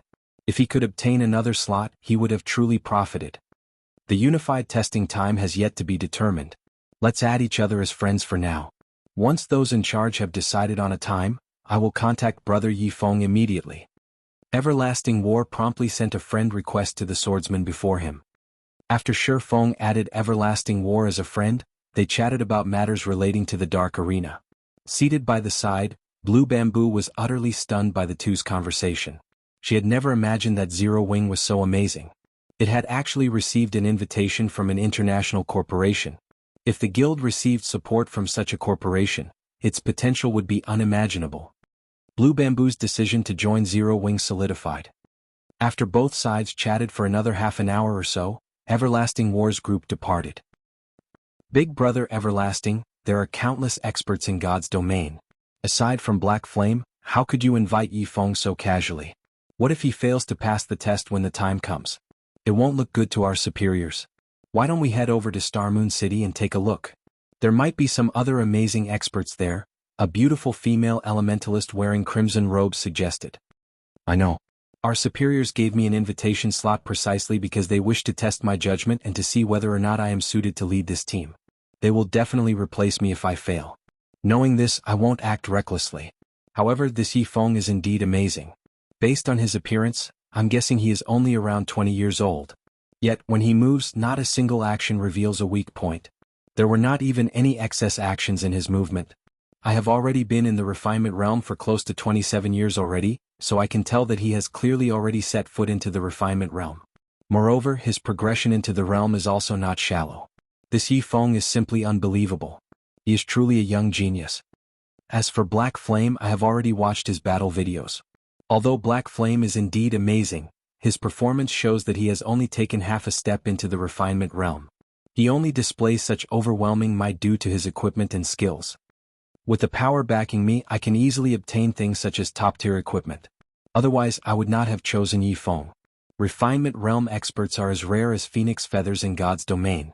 We are already very lucky to have encountered one. Even if we went to Star Moon City, it is unlikely that we will find another such expert. Alright, let's return to leveling up for now. His teammates could not help their surprise after listening to Everlasting War's reasoning. They had not realized that Everlasting War had such a high opinion of Shifeng. However, they also had to admit the scarcity of refinement realm experts. Even the 5 of them had only taken half a step into that realm. After Everlasting War and his party left, Shifeng turned to Thoughtful Rain, thanking her. I am truly grateful for Miss Rain's help today. If not for your introduction, I would not have such a fortuitous opportunity. If Miss Rain wishes to purchase equipment for yourself, I can offer a 50% discount. Really? Thoughtful Rain knew how expensive top-tier equipment was on the market. Moreover, top-tier equipment was not necessarily available.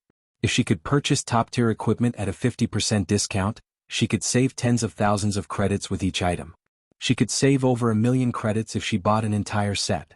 In addition, the equipment available on the market was nowhere near as good as Zero Wing's equipment. Of course, Shifeng laughed. Great. I want to buy a set then. Also, my best friend here, Blue Bamboo, has always been very interested in joining Zero Wing. However, as she has only recently started playing virtual reality games, she's not very strong. Can you perhaps allow her to join? Thoughtful Rain asked meekly. I'm afraid I really cannot help you with that. Not even an upper manager like myself is allowed to bend the guild's rules, Shifeng said, shaking his head. However, I can allow your friend to join and train herself with our guild's elite parties, having her learn the combat techniques of God's domain. Once she's sufficiently strong, she can then become an official member of Zero Wing. What do you think? I'll do it. I'll go. Originally, Blue Bamboo had been extremely disappointed when she heard Shifeng's initial refusal. However, being able to improve herself with the elites of Zero Wing was not a bad alternative.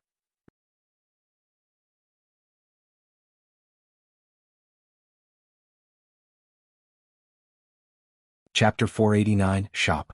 Upon hearing Blue Bamboo's agreement, Shifeng immediately contacted Aqua Rose and had her organize an elite dungeon raiding party.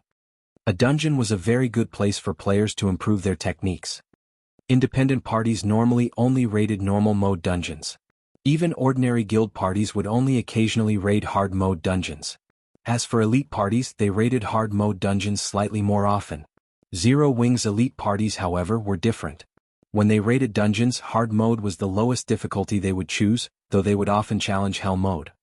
To raid a hard mode dungeon, players only needed to meet the minimum requirement for equipment.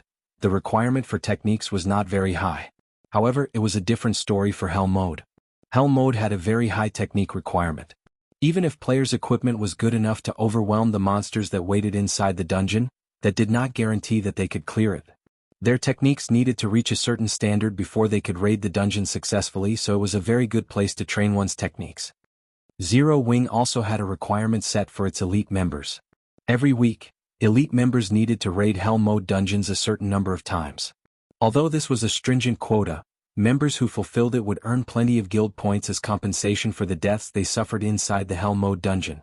This was also why Zero Wing's elite members were so much more powerful than the elite members of other guilds. As long as Blue Bamboo trained diligently and polished herself in hell mode dungeons for a time, she should not have any issues passing Zero Wing's evaluation. Following which, Thoughtful Rain and Blue Bamboo each purchased a set consisting of level 25 secret silver and fine gold equipment for elementalists and clerics, spending over 1,000,000 credits in total. Despite such a large expenditure, however, both girls were extremely satisfied with their purchases. They even felt that they had profited significantly. They knew very well that, should they purchase level 25 top-tier equipment from the Virtual Trade Center, they would have to spend over 2,000,000 credits at the very minimum. Moreover, there was no guarantee that the equipment would be available. After all, every guild was in dire need of top-tier equipment. Naturally, they would not sell such equipment easily.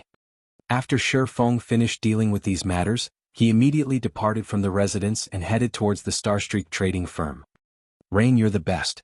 I can't believe you actually know someone like Big Brother Yifeng. Previously, one of my classmates boasted in front of me about how her boyfriend wore several pieces of level 25 fine gold equipment. If she finds out that I now have several pieces of level 25 fine gold equipment, she will definitely turn green with envy. Blue Bamboo laughed as she fiddled with the fine gold equipment in her hands. Honestly though, Big Brother Yifeng really treats you nicely. On the way here, I've researched the forums and found out plenty about Zero Wing's elite members. These elite members normally raid hell mode dungeons, and they never offer to carry anyone, not even their own ordinary members. I've always wondered what it feels like to clear a hell mode dungeon. Now that Big Brother Yifeng has arranged for us to accompany Zero Wing's elite parties to improve our strengths, it won't be long before we become experts too. Say, seeing as how Big Brother Yifeng is such a young and handsome man, do you think he has a girlfriend? If he doesn't, Rain, this could be a good opportunity for you. Even an international corporation is trying to recruit him to their battle team. Once he becomes famous, who knows how many people will be gunning for him. Your chances with him will decrease significantly if you wait. You little girl? Thoughtful Rain blushed slightly. Snapping, she said, I'm going to ignore you now. Seeing that Thoughtful Rain had turned around and was about to leave, Blue Bamboo hurriedly pulled her friend back, panicking, No. White River City Starstreak Trading Firm. Smile, how many strengthened armor kits have you guys produced? Shifeng asked. Guild leader, the three of us have forged over 10,000 pieces. Are we going to put them up for sale now? Melancholic Smile asked. You bring all of the strengthened armor kits and follow me. Right, also bring the gold we've earned so far, Shifeng said. Although the strengthened armor kits were inferior to the mana armor kits, with 3 people producing them, Shifeng did not have to forge the armor kits himself. Naturally, the stock they had created was astounding. With the burden of 30,000 gold on his shoulders, Shifeng felt that it would be best if he dealt with the problem as soon as possible.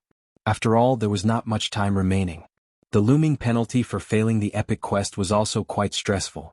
Moreover, Horizon Alliance had already nurtured quite a number of lifestyle players, forgers in particular. They had also recruited close to half the advanced forging apprentices from White River City's 7 neighboring cities. The Horizon Alliance even employed basic forgers, which no other city possessed. Once Shifeng accumulated the 30,000 gold, he would no longer have a connection to the Starstreak trading firm. Hence, Shifeng had been planning and accumulating his wealth, preparing to open his own market. And now was the perfect time to do so. Fortunately, he had accumulated a sufficient number of gold coins. It was time to display his strength. Guild leader, I have everything with me. Aside from strengthening scrolls, we also have the 13,000 plus gold that we've accumulated, Melancholic Smile said as she placed the money and the items on the table. This was the first time she had ever seen so much money. There were more than 13,000 gold coins stacked on the table. This was the accumulation of all the money Starstreak trading firm had earned from the 8 cities it occupied, including White River City. There was not a single guild in Starmoon Kingdom that could compete with the Horizon Alliance's wealth. A guild would be quite well off with only 1/10 of the Alliance's fortune. If converted to credits, 13,000 gold was worth hundreds of millions. One had to admit that God's Domain's money-making potential was formidable. Moreover, the game had only launched less than a month ago. However, no fool would exchange so much gold for credits, yet Melancholic Smile had no idea what Shifeng intended to do with so much gold. After giving the items on the table a casual glance, Shifeng quickly stored them in his bag. Follow me, Shifeng said as he exited the forging room. Melancholic Smile promptly followed. After leaving the Starstreak trading firm, Shifeng led Melancholic Smile to White River City's City Hall. Lord Viscount, how may I be of service today? A female manager asked politely, smiling when she noticed Shifeng enter the building. I wish to purchase some land, Shifeng said. Please follow me. Saying so, the female manager led Shifeng and Melancholic Smile to a VIP meeting room. After a short wait, a tall, middle-aged man entered the room. Lord Viscount, I have prepared a list of all available commercial land. My lord may choose any plot of land on this list, and because of your esteemed status, you will receive a 10% discount on all land. Okay. Shifeng only glanced through the pages, not bothering to read them in detail. He then said, I want these 2 plots next to the bank in the auction house. If one pointed out the most valuable plots of land in White River City, the first would be the plot directly beside the auction house, the second was next to the bank, the third was near the 2 aforementioned establishments, and the fourth was next to the Virtual Trade Center and the Adventurers Association. This held true for every city in God's domain.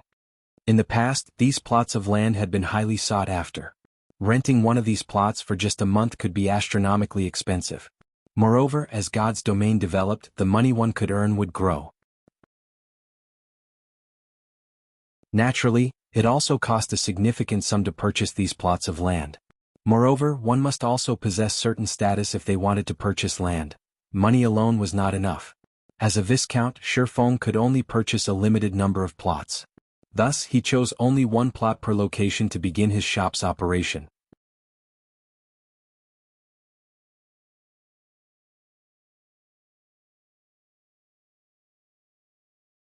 Chapter 490, Candlelight Trading Firm. Without hesitation, Shifeng requested the 2 most popular plots of land in White River City. When Melancholic Smile saw the prices, her little mouth fell wide open. These prices were outrageous. An ordinary plot of land in White River City cost over 1,000 gold. If the land were in the densely populated Central District, it would cost more than 3,000 gold. As for the two plots Shifeng had set his sight on, each cost over 8,000 gold. If they converted 8,000 gold to credits, they could establish a relatively large company in the city in reality. However, Shifeng did not consider his choices to be expensive. In the future, these two plots would become extremely valuable. In the past, he could not have obtained them even if he wanted to. Players frequented both the auction house and the bank. Hence, the traffic was guaranteed. If not for his need for money right now, Shifeng would have preferred to purchase several more plots of land. By the time White River City became the #1 city in Star Moon Kingdom, the value of the city's land would soar by more than 100-fold. Lord Viscount, for the two plots of commercial land you have chosen, one costs 9,200 gold, while the other costs 8,800 gold, coming to a total of 18,000 gold. After including the 10% discount, your total is 16,200 gold, the male manager said with great excitement. In addition, after purchasing these two plots of land, there will be a 15% property tax each month. If taxes aren't paid for in 3 months, these plots will be locked. If the taxes aren't paid for in half a year, the city will reclaim the land. This is a scam. Melancholic Smile nearly shouted when she heard the male manager's explanation, flushing with anger. They had already spent so much money to purchase these two areas, yet they were still required to pay a 15% property tax every month. In total, they were required to pay 2,700 gold in property taxes for the two plots of land. Not even first-rate guilds had that much gold. Most importantly, they had to pay this tax every month. Here is 16,200 gold. Shifeng handed over the money without hesitation. Shifeng was very familiar with God's domain's rules, so he had expected this. Moreover, the main god system had implemented this property tax with the purpose of avoiding someone powerful from monopolizing a city's land. Although the property tax seemed absurdly expensive, gold coins would become easier to earn as players leveled, resulting in their depreciation. Gold coins would not remain as valuable as they were now. Hence, paying 2,700 gold each month was no big deal. A short moment later, the manager passed the deed for the two plots of land to Shifeng. With this, Shifeng could now establish shops on these two tracks anytime he wanted to. Moreover, these two areas were relatively large. They were in no way inferior to the Starstreak trading firm. At the end of the day, the Starstreak trading firm did not belong to Shifeng. Even if he managed it well, the firm still belonged to NPCs. However, if he established shops on the plots he had purchased, he could do whatever he wanted to them. It was a lot more convenient. Soon after, Shifeng chose two relatively good building models in the city hall, with both being 3-story buildings. He could use the first floor to sell products and use the second to establish a warehouse, forging rooms, and other necessities. Finally, the third floor could be an office area. However, to construct these two shops, Shifeng had spent another 2,000 gold. After which, he hired over 20 advanced NPCs to conduct daily management and sales in each shop. After spending all this money, little remained of Shifeng's funds. Fortunately, the dragon scale set equipment sold consistently in the Blackwing auction house, and a large sum of gold coins would fill Shifeng's pockets every now and then. Smile, I'll leave the management of these two plots of land to you for now. I've already given you the authority you need. Begin transferring our members from Starstreak little by little. As for our products, we'll set the strengthened armor kits as our main focus. There is no need to sell them over at Starstreak, Shifeng said. Guild leader, if we only sell the strengthened armor kits at these two locations, it will divert traffic from Starstreak, impacting our business there, Melancholic Smile said, concern filling her voice. That is precisely my intention. I want to lure all of the old customers of Starstreak to the new shops. Just do as I say. As for the price for these strengthened armor kits, set them at 7 silver coins minimum. We can't afford a loss from selling them, Shifeng laughed. Although the Starstreak trading firm was still somewhat useful to him, its greatest purpose to Shifeng lay in the initial business. Now that he had accumulated sufficient capital, he had to abandon it little by little. After all, the moment he earned the 30,000 gold and completed his quest, the Starstreak trading firm would sever all ties with him. If he did not prepare for it now, it would be too late in the future. Guild leader, rest assured, I will make sure the prices of the strengthened armor kits stay above 7 silver coins, Melancholic Smile said. She was very confident about the strengthened armor kits they had produced. Even as basic forgers, their success rates at producing the strengthened armor kits were below 30%. Meanwhile, the material cost for producing each strengthened armor kit was over 1 silver. In other words, the actual cost for producing a complete strengthened armor kit was more than 3 silver. In reality, selling them for only 7 silver coins was simply too cheap. Even if Shifeng had not given the order, she had intended to set the initial price of the strengthened armor kits at 10 silver. After all, with the current average level of players, a price of 10 silver coins was definitely affordable. Guild leader, you haven't named the shops for these 2 locations yet. What will you call them? Melancholic smile asked as she looked at Shifeng. A small spark may kindle a raging fire. Let's call it the Candlelight Trading Firm. Shifeng sighed as he looked at the deeds to the 2 golden real estates in his hand. At this moment he finally had his own capital. With these 2 plots he had taken a large step ahead of the other guilds. His guild would have a relatively stable source of income in the future, and he wouldn't have to fear becoming any guild's target. Shortly after, both Shifeng and Melancholic Smile visited to the 2 plots of land they had just purchased. At this moment, however, the buildings were still under reconstruction, so they could not view the shop's full elegance. It would take several more hours before the reconstruction work would be completed. At that time they could open for business. There sure are a lot of players in White River City right now. Shifeng examined his surroundings, discovering a sea of players near the auction house. The area was even more crowded than it had been in his previous life. Guild leader, this is a given. Zero Wing and Overwhelming Smile are constantly competing over White River City. Zero Wing is also the first guild to own a guild residence in Starmoon Kingdom. In addition, there are Overwhelming Smile's impressive offers to consider. As a result, many players from other cities were tempted to migrate and develop themselves in White River City. Based on the statistics published the day before yesterday, White River City is currently the 2nd most populous city in Starmoon Kingdom. It is only slightly behind Starmoon City. An ordinary city could not compare with a capital. Even if White River City offered a massive advantage, many players still preferred to mingle in the capital city. Starmoon City? Upon hearing Melancholic Smile's words, Shifeng suddenly remembered something. He had befriended someone in Starmoon City before and had intended to purchase land through him. Originally, he had planned to direct Zero Wing's development towards Starmoon City. In the end, he had dismissed this notion and focused on making White River City the #1 city in Starmoon Kingdom. After all, unlike in Starmoon City, Zero Wing had an extraordinary background in White River City. Currently, although he no longer intended to develop Zero Wing in Starmoon City, the capital city's population was still very attractive. After all, in God's domain, players were a city's resource. The more powerful a city was, the more powerful the guild controlling said city could become. It seems I need to make a trip to Starmoon City. Shifeng suddenly thought of a plan that could advance White River City's development further.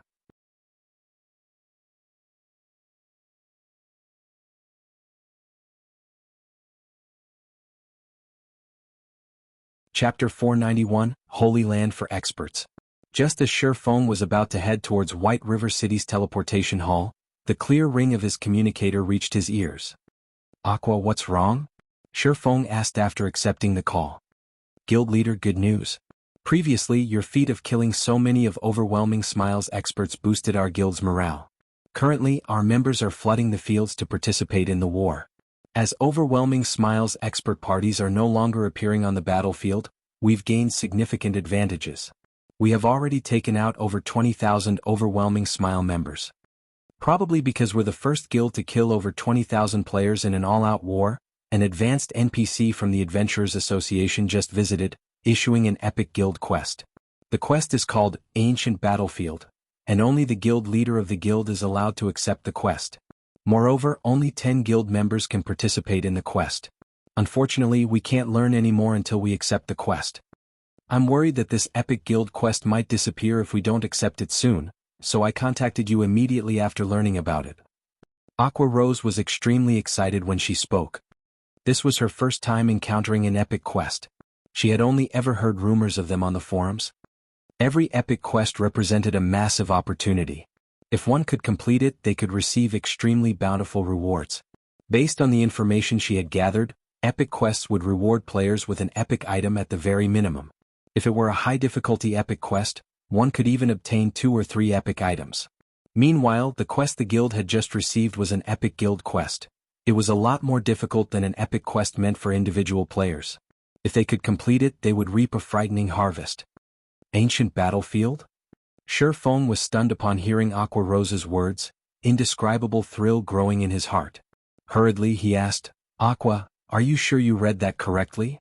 The information on the guild's quest board is clear, and I made sure to read it very carefully. I can say with certainty that it is an epic quest. Even I didn't believe it at first when I was told.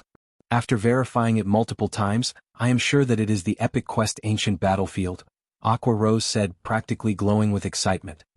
If they could complete this epic quest and obtain several epic items, it could help them immensely when they raided large-scale team dungeons in the future. Now that Zero Wing waged war against Overwhelming Smile, morale was very important. The news about Shi Feng taking out the underworld guards with one hit had caused Zero Wing to instantly become the publicly acknowledged #1 guild of White River City. This incident had also placed significant psychological pressure on Overwhelming Smile's members. If Zero Wing could take the lead by conquering a large-scale team dungeon, gaining even more top-tier equipment and prestige, Overwhelming Smile would have no hope of competing with Zero Wing in the future. However, Aqua Rose did not know that, in reality, what had shocked Shi Feng was not the difficulty of the quest, but the ancient battlefield itself. In the past, the ancient battlefield had been immensely famous in God's domain. It had become so famous because of its alternative name. The Holy Land for Experts. The ancient battlefield was known as the Holy Land for Experts because the map was a training ground specifically designed by the main god system for players. This training ground's purpose was to allow players to gain a better understanding of the combat style of God's domain. In the past, countless noobs and new players had instantly soared to become experts precisely because of the ancient battlefield.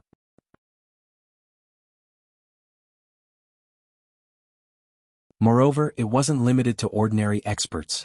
The ancient battlefield had even given birth to many apex experts.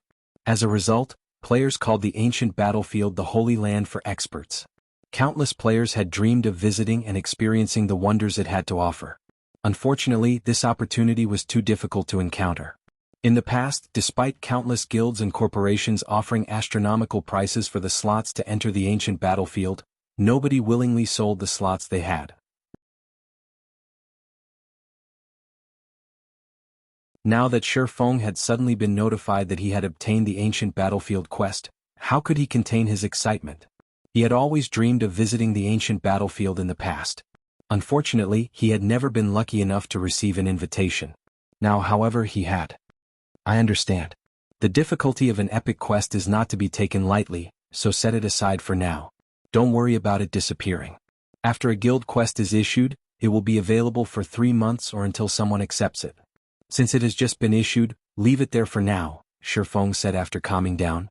However, although we are setting aside the quest, I have a few tasks that I'll need you to do for me. Tasks. Aqua Rose was confused. She could not understand why Shi Feng did not intend to accept this epic quest. Although she knew that the difficulty of an epic quest was unmatched, without accepting the quest, how could they possibly know whether or not they could complete it? It was a pity to leave the quest there like that. Most importantly, it was so tempting. That's right. In order to complete this epic quest, we will need sufficient combat power. I need you to contact Fire Dance and the others and tell them to stop trying to level up to deal with Overwhelming Smile. The same goes for you. All of you should focus on improving your combat techniques. I will also frequently give you pointers. In a few days, I will test you all to see how much your combat techniques have improved. At that time, I will select the top 9 players to participate in this epic quest. Shi Feng laughed. What should we do about the team dungeons? I hear that Overwhelming Smile has already allocated their experts for raiding level 20 hard mode dungeons. If we lose the race to raid the team dungeons, it will deal a significant blow to our guild's prestige and empower the enemy.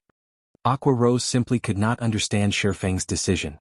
Previously, Shi Feng had strongly advocated raiding dungeons first. Wasn't this change of plans a little too sudden? She wasn't even sure how to react. The most surprising thing was the fact that a busy man like Shi Feng had actually offered to instruct them personally. This had never happened before. Having the #1 expert of Starmoon Kingdom tutor them would yield effects hundreds of times better than learning from Shifeng's battle videos in secret. Countless players dreamed of such an opportunity. There were even some who had offered 1 million credits on the official forums, hoping to hire Shifeng as their personal trainer. It would be a lie if Aqua Rose said she was not excited. This was just as thrilling as the epic quest. Sharpening your axe will not delay your job of cutting wood. Do you think that conquering a large-scale team dungeon will be so easy without a certain degree of strength? Beyond that, the quest only requires 10 people. We can just have the others continue with raiding the dungeons. Shifeng did not bother to explain further. He could not reveal too much information. Aqua Rose had no idea just how important this ancient battlefield quest was. Raising an army was easy, nurturing a general was not. In the past, no one had been willing to trade their spot on the ancient battlefield even when offered a legendary item. The competition over a measly dungeon had meant nothing. If possible, Shifeng would have accepted the quest immediately. However, doing so would be a massive waste. Besides, leaving the quest for players to see would provide a powerful incentive. Shifeng did not have any concrete information about the situation inside the ancient battlefield. He only knew that the better the combat techniques a player possessed, the greater their harvest would be. Hence, Shifeng had specifically instructed Aqua Rose and the others to spare some time to improve their techniques. By doing so, they would also increase their potential gain. I understand. I'll contact Fire Dance and the others immediately. They will be thrilled when they hear about this. Aqua Rose giggled as she disconnected the call. She then began to contact the other core members of Zero Wing. Meanwhile, Shifeng had arrived at Starmoon City, Starmoon Kingdom's #1 city, through a teleportation array.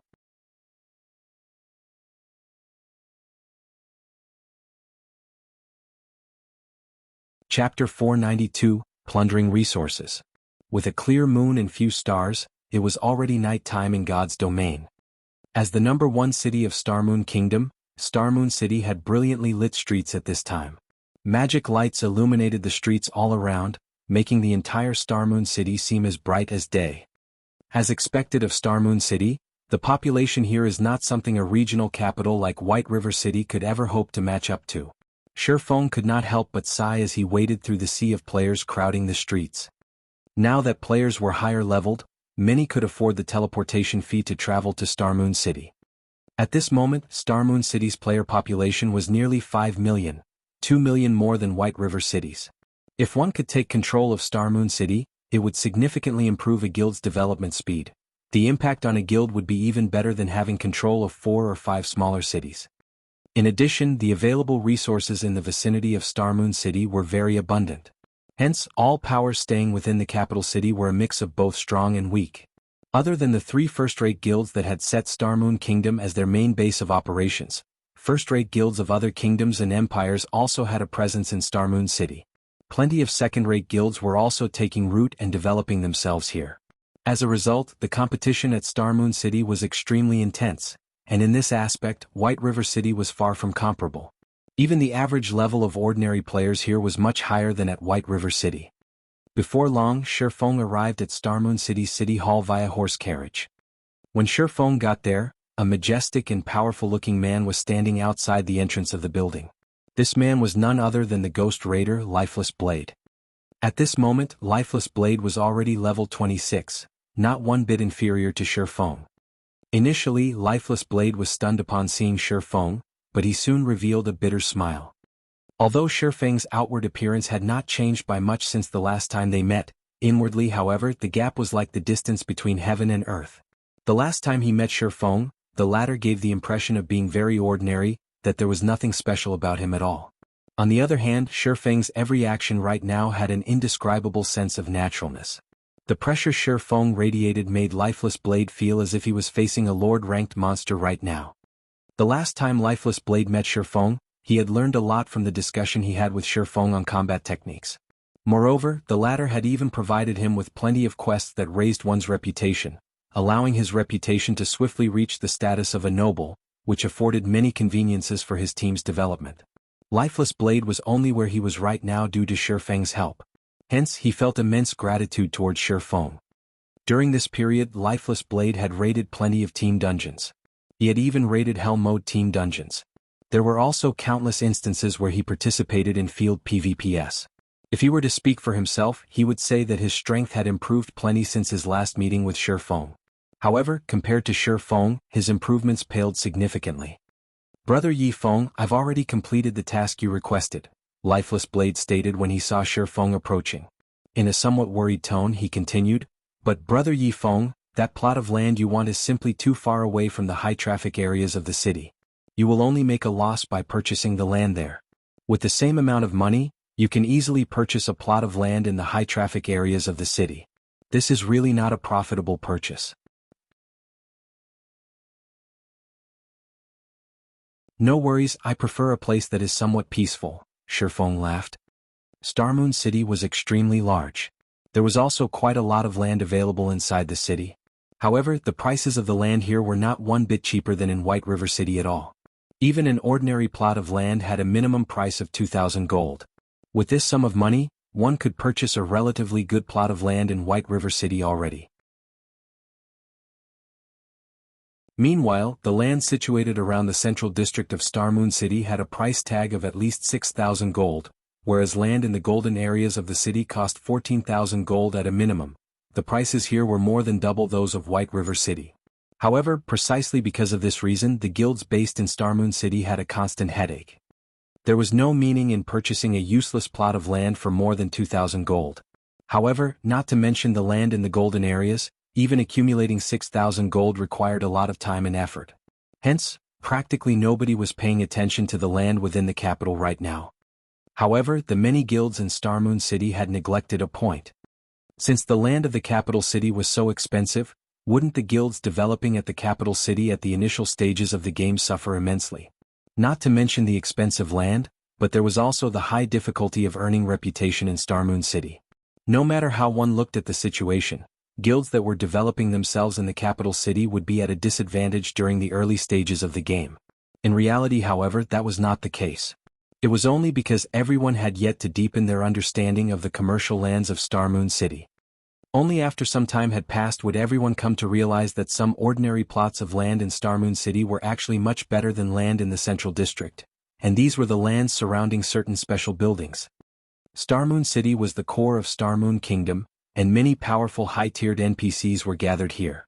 There were even many establishments here that were unavailable in other cities. Although these establishments were not as popular as the auction house, bank and such locations, the player traffic at these locations still greatly surpassed that of many of the lands located in the central district. In the past, many guilds and players who were lucky enough to purchase these plots of land had made themselves a fortune through them. Meanwhile, the plot of land Shi Feng was planning to purchase right now was precisely located beside one of these unique establishments, the underground arena. Although only a small number of players frequented the underground arena at the moment, that traffic would increase, along with the growth and popularity of arena matches. In particular, players from other cities and countries would often visit Starmoon City, boosting the player traffic here to an even more frightening level. Shi Feng truly wished he could purchase every plot of land surrounding the underground arena. Unfortunately, he no longer had that much money on him right now. "Forget it. It's your money anyway." Lifeless Blade shook his head and sighed. Including the ownership transfer fees, the plot of land Shi Feng had set his eyes on cost nearly 3,000 gold. That was enough money to purchase a relatively good plot of land close to the central district. Following which, Lifeless Blade led Shi Feng into the city hall and carried out the purchase and transfer procedures. After 10 minutes or so, Shi Feng had obtained the best plot of land close to the underground arena.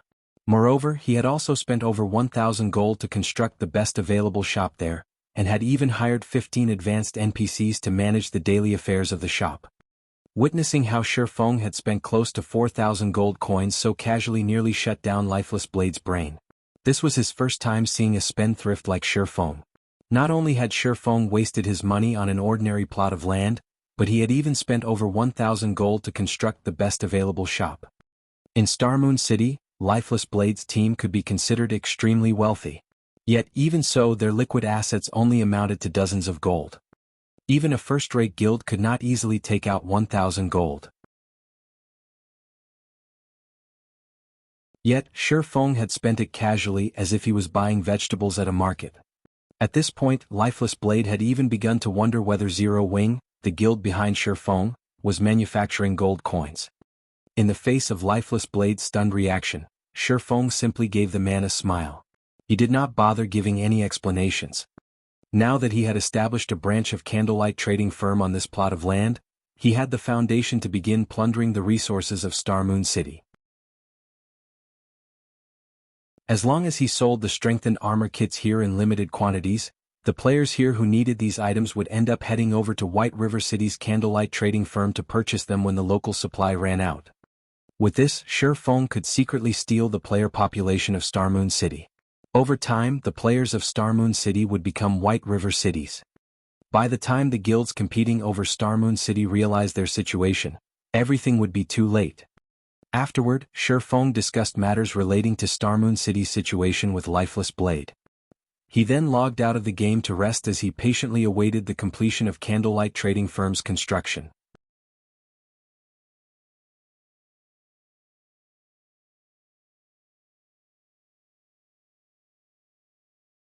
Chapter 493, Big Dipper Competition. After logging out of the game, Shifeng exited his virtual gaming cabin and began today's training plan.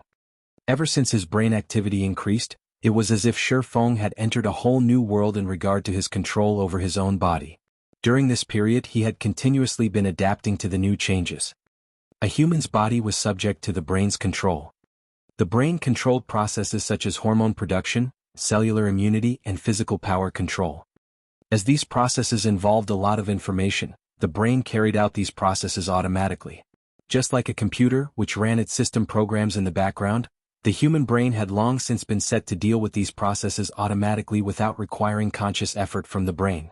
This was a sort of self-protective mechanism for the human brain. However, with the increase in brain activity and simultaneously brain usage rates, humans could actively control these processes instead of leaving the brain to passively control them. If brain activity increased to a sufficient level, humans could even control their own body's hormone production, fine-tuning their own bodies to increase their own lifespans, maintain a youthful appearance, and so on. In particular, with a high enough brain activity, one could even control their brain's subconscious inhibition of their body's physical power. If an ordinary person who might originally have had a punching power of 100 kilograms was able to remove the inhibition their brain placed on their physical strength, then they could instantly multiply that power by over a dozen, or even several dozens of times. Like in the news, during times of emergency or danger, many people would suddenly display explosive power that they never possessed. As for the reason why these people could display such power, it was because their brains had removed the limiter placed on their physical bodies. However, it was exceptionally difficult to remove this limiter. There were also many people who failed to remove it, despite encountering a dangerous situation. Or even if they did manage to do so, it would be for only a very brief period of time. Nevertheless, with the increase in brain activity, one could consciously remove the limiter placed on their physical power. This was the case with Shifeng right now. The increase in his brain activity had boosted his brain usage rate. Originally, Shifeng was unable to control the limiter placed on his physical power. Now, however, he could adjust it slightly. As far as Shifeng knew, many martial arts grandmasters in the past had undergone long periods of training, in addition to consistently increasing their brain activity, in order to grasp this technique. Moreover, due to the popularity of God's Domain as well as the fact that the game played a significant role in developing a player's brain, many people in the past had also been able to reach this step. At this moment, Shifeng's goal was to reach this step. During this period of training and learning, Shifeng could sense that he had already touched the gateway. If he could grasp this technique, then his combat power in God's Domain would definitely improve by leaps and bounds. However, if he wished to grasp a hold of this power, he needed to increase his brain activity once more. It was just that breaking through his own mental limit placed a heavy demand on his brain cells and required a large amount of energy. Meanwhile, only with S-rank nutrient fluids could he solve these problems. Although Shifeng had the money, he could not purchase any S-rank nutrient fluids by himself. Shifeng really wished to have a sufficient number of virtual gaming cabins and S-rank nutrient fluids in order to immediately nurture Aqua Rose, Fire Dance, Cola, and Violet Cloud into true top-tier experts and have them set foot into the refinement realm. At that time, Zero Wing strength would definitely soar, and it would no longer be an impossible task to capture the several cities surrounding White River City. Just when Shifeng had completed his morning training and was about to have his lunch, the quantum watch on his wrist rang. "Mr. Shifeng, I am Mr. Xiao Yu's assistant. Your competition today is scheduled at 5 p.m. I have come to pick you up in advance. The car is already waiting downstairs," the young and beautiful woman who appeared in the video call said, smiling. "All right, I'll be there in a moment," Shifeng replied before disconnecting the call. Meanwhile, on the ground floor of Shifeng's apartment, a maglev limousine was currently parked outside the building. A man and a woman stood quietly beside the car, waiting. The woman wore a black dress. She had fine black eyelashes and a glamorous face with skin as white as snow. Her long hair was draped over her shoulders. Overall, she had a bright and beautiful appearance. As for the man, he was tall and ferocious. Wearing a black suit and a pair of sunglasses, he was like a ferocious beast, his entire body radiating a hostile aura that made others consciously distance themselves from him out of fear. When the residents of the community saw this scene, they thought that a big shot had come visiting. "This guy sure knows how to take his time." The female assistant, Liang Jing, looked at her quantum watch. In an impatient tone, she grumbled, "Just what does Chairman Xiao see in him to actually have us come fetch him?" She was the head assistant for Big Dipper Training Center's chairman. Yet now she was actually sent to escort a youth. The man standing beside her right now was also no ordinary character. He was called Lu Jihong, and he was the personal bodyguard of Chairman Xiao. Lu Jihong's strength was simply amazing. He could easily deal with 7 or 8 ordinary people simultaneously. Even if he participated in the city's fighting competition, he would have no problem obtaining a good ranking. At the moment, the company lacks the support of a martial arts master. Chairman Xiao is naturally trying to create a grander scene, Lu Jihong replied indifferently. He's just slightly over 20. How could he possibly be a martial arts master? Liang Jing had noted Shifeng's appearance through the video call just now. No matter how she looked at it, she could not relate Shifeng to those 30 to 40-year-old masters. "I hear that his opponent this time is quite amazing. Even Master Chen Wu has referred to that person as a fighting genius. That person has even defeated several martial arts masters before. I really cannot understand why Chairman Xiao still insisted on holding the competition this time around. The result of this competition is so obvious. He could clearly just choose that person instead." She had personally seen martial arts masters before. Even from afar, every one of these masters gave off an imposing air that made others feel reverence for them. However, Shifeng did not possess such a feeling. If not for Chairman Xiao personally confirming that Shifeng was indeed a martial arts master, she really dared not believe that such a youthful master actually existed. While Liang Jing and Lu Jihong were conversing with each other, Shifeng came downstairs. When Liang Jing saw Shifeng's blue sports attire, however, she was immediately stupefied. How was this a master? Whether in terms of temperament or power, he was clearly just an athletic youth. At this rate, he would simply be seeking his own death by challenging a martial arts master. Contrary to Liang Jing's reaction, however, the bodyguard standing beside her revealed a completely different expression. Despite the faint smile Shifeng had on his face, Lu Jihong felt as if he was staring at a dormant beast. Lu Jihong could not sense anything from Shifeng's every action. That was right. He could not sense anything at all. For a seasoned bodyguard like himself, there was nothing more dangerous than being unable to pick up anything from someone's action. It was as if someone were pointing a gun at his head, and he still thought the other person was joking. If Shifeng were to take action, Lu Jihong felt that Shifeng could easily defeat him in just a few moves. Before the female assistant could even speak, the previously silent Lu Jihong hurriedly opened the car door, respectfully saying, "Master Shifeng, please get in. We will take you to the venue immediately." "Thanks." Shifeng smiled as he entered the car. However, the female assistant, Liang Jing, was stupefied. What was this situation? She had never seen Lu Jihong act so respectfully to anyone before. Not even Chairman Xiao received such a treatment.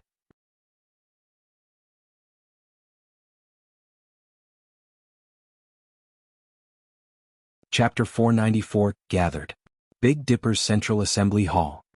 Although the sun was blazing, an endless stream of guests entered the hall.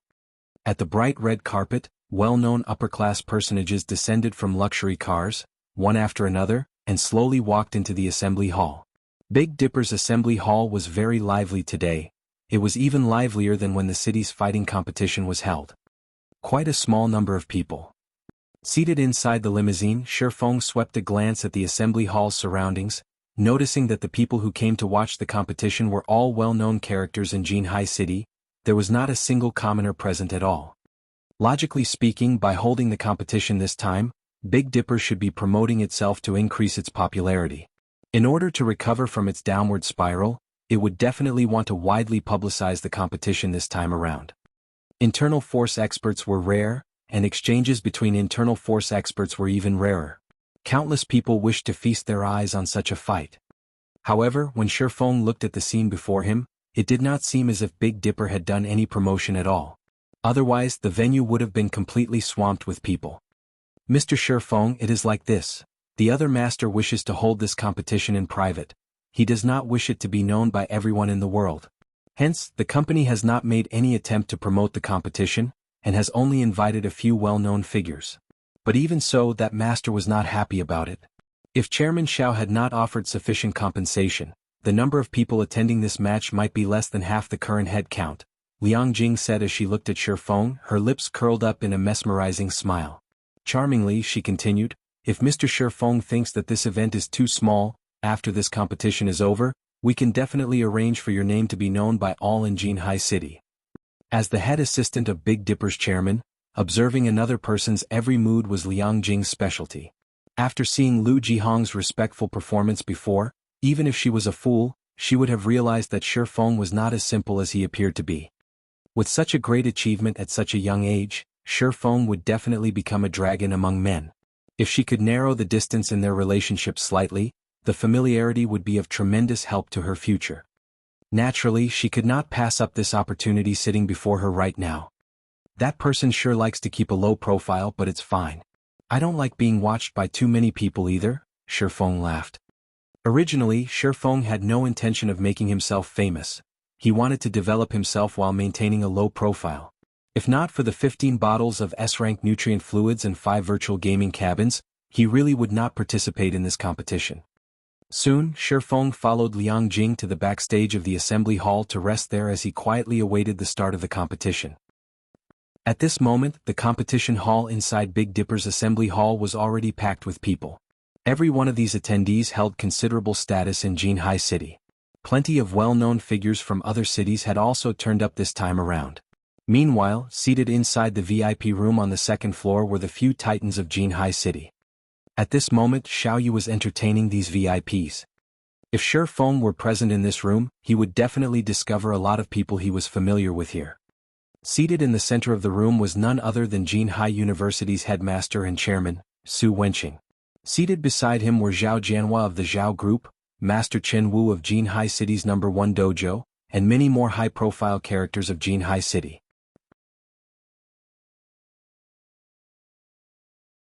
Little Xiao, you've surely given me a big surprise this time.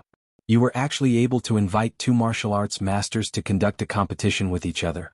This is a first for our Jianghu City, Su Wenqing said as he stroked his white beard. A little excited, he said, I wonder if you can introduce me to the 2 masters you've invited this time around? The other VIPs promptly nodded their heads at Su Wenqing's words. In this day and age, fighting competitions were the most popular event in the world. The status of martial arts masters was naturally extraordinary, more so that of internal force experts. Normally, one could not see such experts in an ordinary city like Jianghu City. Even high-profile characters like the VIPs present would not be able to easily meet such experts. Old man Su, you must be joking. How could I possibly be able to invite 2 masters to conduct a competition with each other? The 2 of them just happened to want to compare notes with each other, so they allowed me to arrange this competition, Xiao Yu said, laughing. Currently, his heart was filled with an indescribable sense of joy. The 2 masters are currently resting and preparing for the competition later. It would not be convenient to invite them over right now, but I'll definitely arrange for a meeting afterwards. I hear that the 2 masters competing this time are very young. Is that true? Su Wenqing asked curiously. Yes, the 2 of them are indeed very young. Both haven't even reached the age of 30 yet. Xiao Yu nodded, then added proudly, in particular, Master Chen Wu has also met the master that we've specially invited this time. Although he is only 27 years old, his strength is very frightening. He has already defeated several well-known masters. During this period, I heard that he is planning to join the qualifiers for an international fighting competition, and that he has a high chance of obtaining a good result. Indeed, that Master Lei Bao is really a prodigy. I've compared notes with him before. Unfortunately, I was easily subdued in just a few moves. Now that Master Lei Bao has undergone over a year of intense training, his current strength should be even more frightening. When I met him before, I even felt chills running through my body. Qin Wu nodded as he sighed in admiration. Lei Bao was definitely the most powerful internal force expert he had met, a martial arts prodigy. In the future, it was highly possible that Lei Bao would become a martial arts grandmaster. At that time, Lei Bao would probably be able to defeat him easily even without using internal force. If Lei Bao used internal force instead of just losing the match, he might even lose his life in a single move. Everyone found it inconceivable when they heard that Jianghu City's famous fighting champion, Qin Wu, had been easily defeated, and that this had happened over a year ago. Not a single person present did not know who Qin Wu was. He was a character known by all in Jianghu City. In his early days, Qin Wu had fought many martial arts masters. Although he was defeated in those exchanges, the martial arts masters that fought him also did not have easy victories. One could say that Qin Wu was a martial arts expert who was very close to becoming a master. Hence, everyone in Jianghu City referred to Qin Wu as Master Qin. Currently, Qin Wu was still of a relatively young age and he maintained his strength at its peak. Logically speaking, he should have already taken half a step into the ranks of masters. Yet he only managed to last several moves against the martial arts master named Lei Bao. One could just imagine how powerful Lei Bao was. Oh, there's actually such a talented character. Little Xiao, you must introduce him to me after the competition. Although this decrepit old man has spectated international fighting competitions before, never once have I had the opportunity to chat with such a master. Su Wenqing's eyes glowed with anticipation upon hearing Qin Wu's words. Seated at the back of the room, Zhao Ruoxi, who had come along with Zhao Jianhua, revealed an expression of worry as she listened to the conversation. What to do? Zhao Ruoxi's heart was in distress.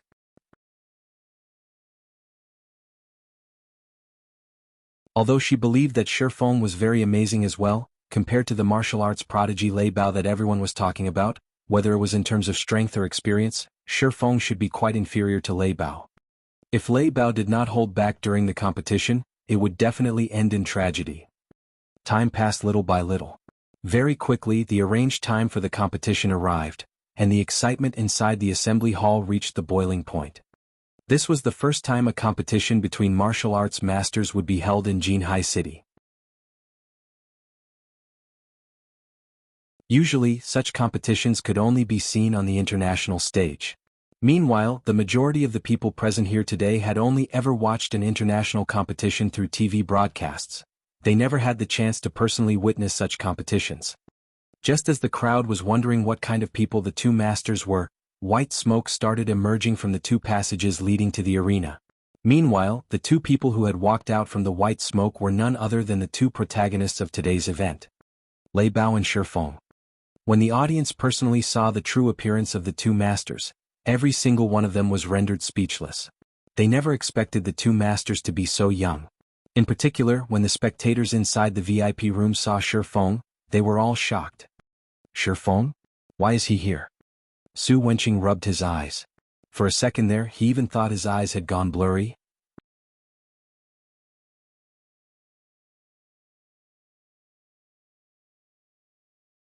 Chapter 495, Strength of 1,000 Kilos.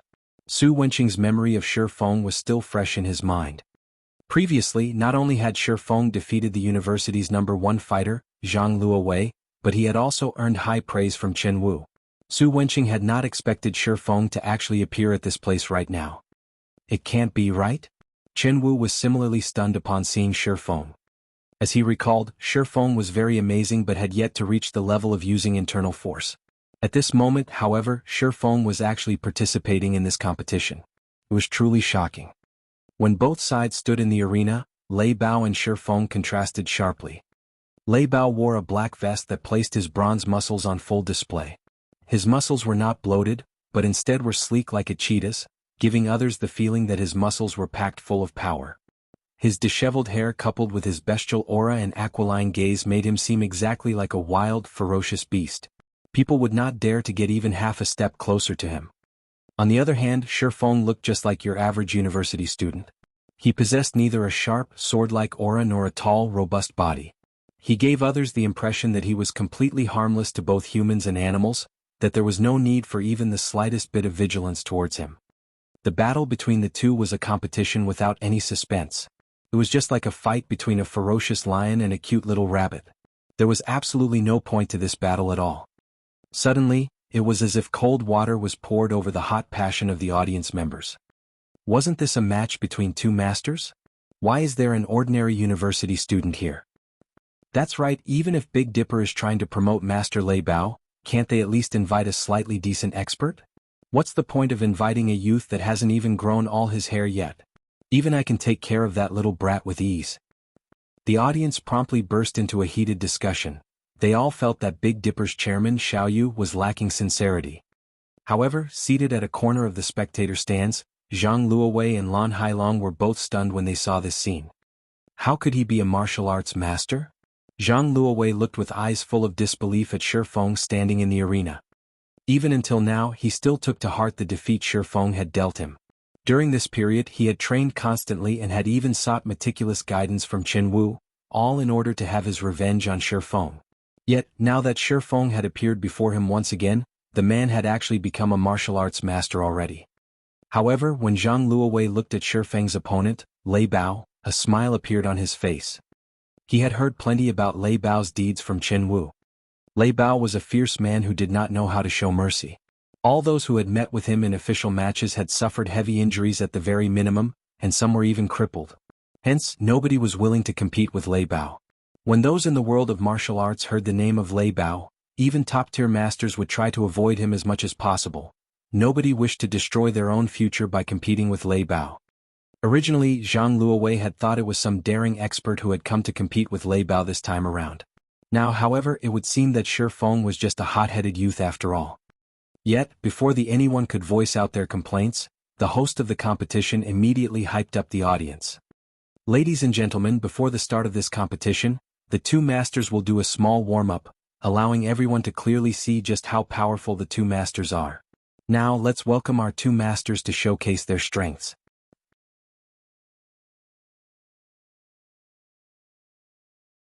As the host was saying so, some staff members pushed out a punching power testing machine into the arena. The punching machine was the latest model, and it was intended to test Lei Bao's and Shi Feng's punching power. The first to take the test was Shi Feng. Shi Feng was very interested in regard to this test. He wanted to know just how much he had improved during this period of time. Standing before the punching machine, Shi Feng took a proper stance before abruptly sending a punch forward. After piercing through the air, his fist made a loud boom when it landed on the target. The punching machine shook from the impact. Immediately, the numbers on the punching machine began rising madly. In just a moment, the numbers had broken past the 200 kilograms mark. A short moment later, the numbers rose to 320 kilograms. This value was already within the standard of professional fighters. In the end, the punching machine displayed a value of 401 kilograms. This result was almost comparable to those of well-known fighters of Jianghu City. However, it was still significantly lower than that of the city's top professional fighter, Qin Wu. This Shi Feng is amazing. With this kind of punching power, it is no wonder Zhang Luowei was not his match. Su Wenqing laughed with satisfaction as he stroked his white beard. If he already possesses such strength at such a young age, he might be able to catch up to you, Master Qin Wu, in just a few more years. Qin Wu's punching power record could be said to be the record for the entire Jianghu City. Qin Wu's punching power was 453 kilograms, a value that made ordinary people stare in admiration. With just a single punch, Qin Wu could bend even a thick metal board. Let alone the fleshy human body, Qin Wu could even turn a durable maglev car into a pile of scrap metal in a short amount of time. Meanwhile, Shi Feng was just in his early 20s, so he still had great potential for growth. He would have no problems surpassing Qin Wu's punching power record. Old man Su, you jest. This is but the result little brother Shi Feng has achieved using only his physical strength. If he used internal force, he would have surpassed my record. Moreover, I have also heard that little brother Shi Feng has long since beaten my record. It seems the newest record right now is 576 kilograms. Qin Wu laughed bitterly. Yes, that's right. This record was indeed set by Master Shi Feng. Xiaoyu nodded. It seems that Master Shi Feng did not use his full power because he wishes to conserve his strength. Internal force places a heavy burden on the body. Since he needs to face off against Master Lei Bao in a moment, he naturally has to conserve his physical strength, Qinwu explained. Nobody present knew just how demanding internal force was on a person's body. Even internal force experts would not casually use it. Otherwise they would be lying on the floor, unconscious in just a few moves. Hence, only a fool would use internal force in this test right now. Seated in the back row of the VIP room, Zhao Ruoxi was very elated upon seeing Shi Feng's test result. Only she knew how much Shi Feng had improved. Previously, Shi Feng's test results without using internal force were less than 300 kilograms. After not seeing him for a period of time, Shi Feng's punching power had actually exceeded the 400 kilograms threshold. If Qinwu were to find out about this improvement, he would definitely jump up in shock. However, as the occupants of the VIP room were conversing with each other, Lei Bao started his test. Ha! Letting out a shout, Lei Bao transformed his palm into a fist, a boom resounding as he struck towards the punching machine. The instant Lei Bao's fist landed on the target, the spiraling force borne by the fist pierced the target. Lei Bao's fist ended up landing directly on the steel plate behind the target. Pum! The durable steel plate was dented right away, and even the entire punching machine itself was knocked backwards. Meanwhile, cracks also started appearing on the marble floor beneath Lei Bao's feet, as if it had been struck by a sledgehammer. Ding, ding, ding. The punching machine rang continuously. Most people in the spectator stands might be unfamiliar with this sound. However, for those who frequently trained and tested themselves, this was a sound that garnered their reverence. Because this sound was none other than the prompt for a record being broken.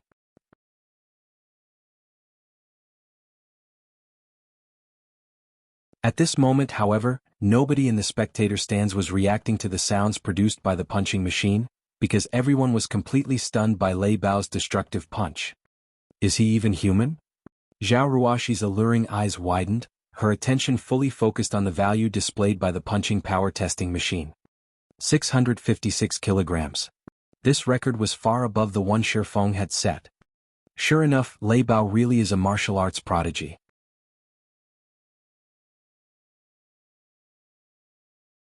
Even the strength he has achieved through training is incomparable to that of ordinary people, Qinwu said, shocked.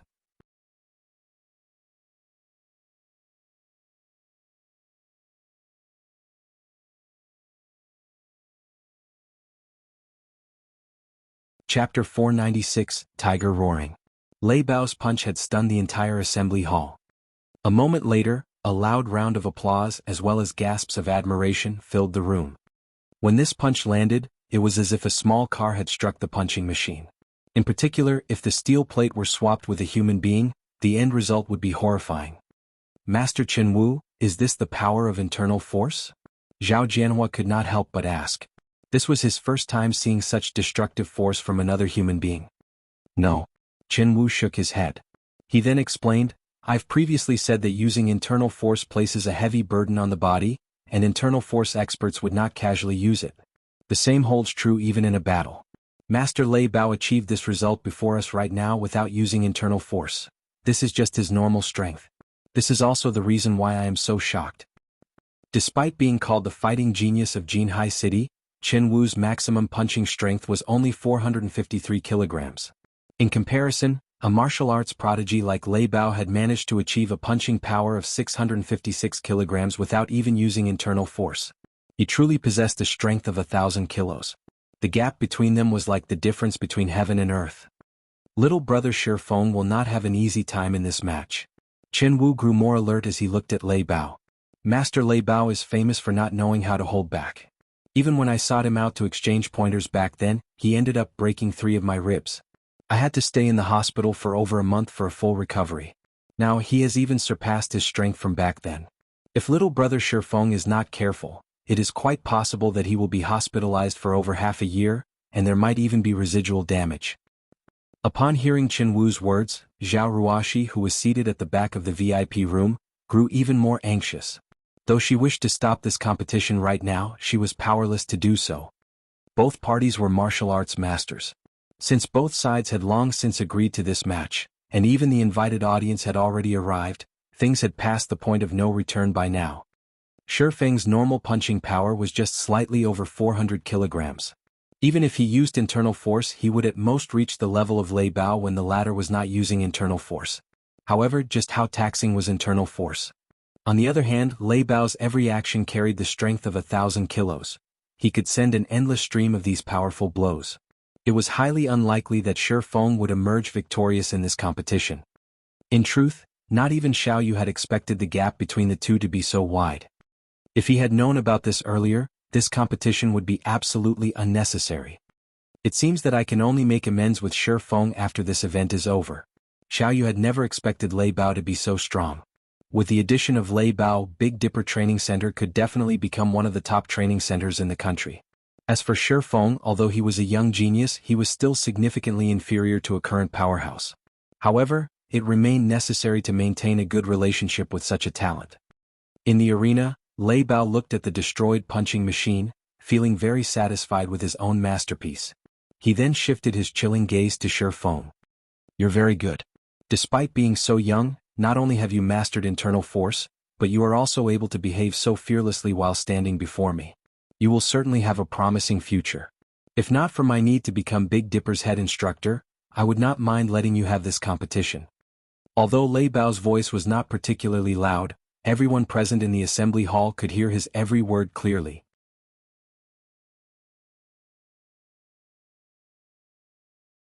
The arrogance in his tone was also unwavering, and one could not help but want to submit to him, heart and soul. I have always looked fondly upon martial arts geniuses. I won't try to bully you in this match. If you can last 10 moves against me, this match will be considered your victory. Listening to Lei Bao's words, everyone present found themselves admiring the man's magnanimity. Sure enough, a martial arts master would not bully those weaker than themselves. The audience members became even more reverent towards Lei Bao now. What if I lose? Shi Feng calmly asked, completely unmoved by Lei Bao's words. You really are smart, Lei Bao laughed. If you lose, take me as your teacher. I will pass on all my skills to you. I assure you that you can definitely surpass me in the future. This should be a worthwhile trade, right? Before this fight was arranged, Lei Bao had already heard about Shi Feng. He knew that Shi Feng did not have a master, so Shi Feng should be a self-taught martial arts master. In other words, Shi Feng was a true genius. Martial artists were very picky when it came to accepting disciples. After all, they would only be humiliating themselves if they chose a weakling as a recipient of their legacies. Hence, martial artists would always carefully choose their disciples. Meanwhile, a youth like Shi Feng who had already learned how to use internal force at such a young age was naturally a prime candidate for a disciple. Just before, even Qin Wu had been tempted to take on Shi Feng as his disciple. Unfortunately, Shi Feng's current strength was no longer beneath him, so he had to dismiss this idea altogether. Lei Bao, however, was different. He was significantly more powerful than Shi Feng, so he naturally had the qualifications to become Shi Feng's master. Everyone was stunned upon hearing Lei Bao's words. Master Lei Bao was trying to solicit a personal disciple. Many in the spectator stands immediately turned to look at Shi Feng in envy. A single glance was all it took to tell that Lei Bao was a top-tier martial arts master. It even was highly possible for him to become a martial arts grandmaster in the future. Countless people out there wished they could become the personal disciple of a generation's grandmaster. Yet, such an opportunity had actually landed in Shi Feng's lap right now. Why is it him? At this moment, Zhang Luowei's eyes became bloodshot. Originally, he had been taking delight in Shi Feng's misfortune. Now, however, his heart was filled with an indescribable sense of jealousy. With a generation's grandmaster carefully tutoring and nurturing him, Shi Feng would definitely soar to become a dragon among men. In the future, he might even be able to vie for the championship of an international fighting competition. At that time, Shi Feng would definitely become the focal point of the entire world. What did the guild leader of some random guild in God's domain amount to? Even if it was the guild leader of a first-rate guild, they would be far from comparable to a world-class fighter. These people were all monsters who had surpassed the limits of the human body. Countless corporations would be willing to sponsor them. The money and status they could obtain were beyond the reach of a guild leader inside a virtual reality game. Ah, so this was your intention all along? Shi Feng could not help but laugh. He could tell that Lei Bao was wholeheartedly trying to take him in as his disciple. Okay, I'll agree to your conditions. However, if I defeat you in 20 moves, you have to promise to do one thing for me as well. How about it? Suddenly the entire assembly hall went silent. Has he gone mad? He's actually provoking a top-tier master. He's literally insane. Not to mention the guests sitting in the spectator stands, even the crowd inside the VIP room was stunned. They had not thought that Shifeng was actually so daring. Ah, as expected of the person I have set my sights on. You certainly have a domineering spirit. Lei Bao had started laughing loudly as well. The more he looked at Shifeng, the more he liked the young man. Ever since his debut into the world of martial arts, nobody had dared speak to him so arrogantly. Now that he was 28 years old, he was only a hair away from reaching the rank of Grandmaster. Unfortunately, even until now, he had yet to find a person to pass his legacy to.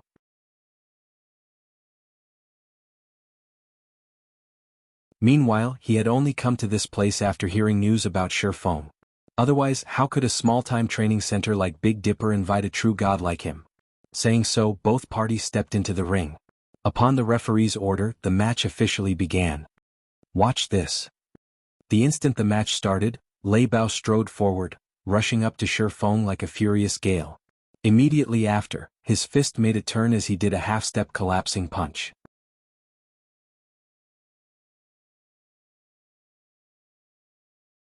There were no fanciful movements in Lei Bao's technique.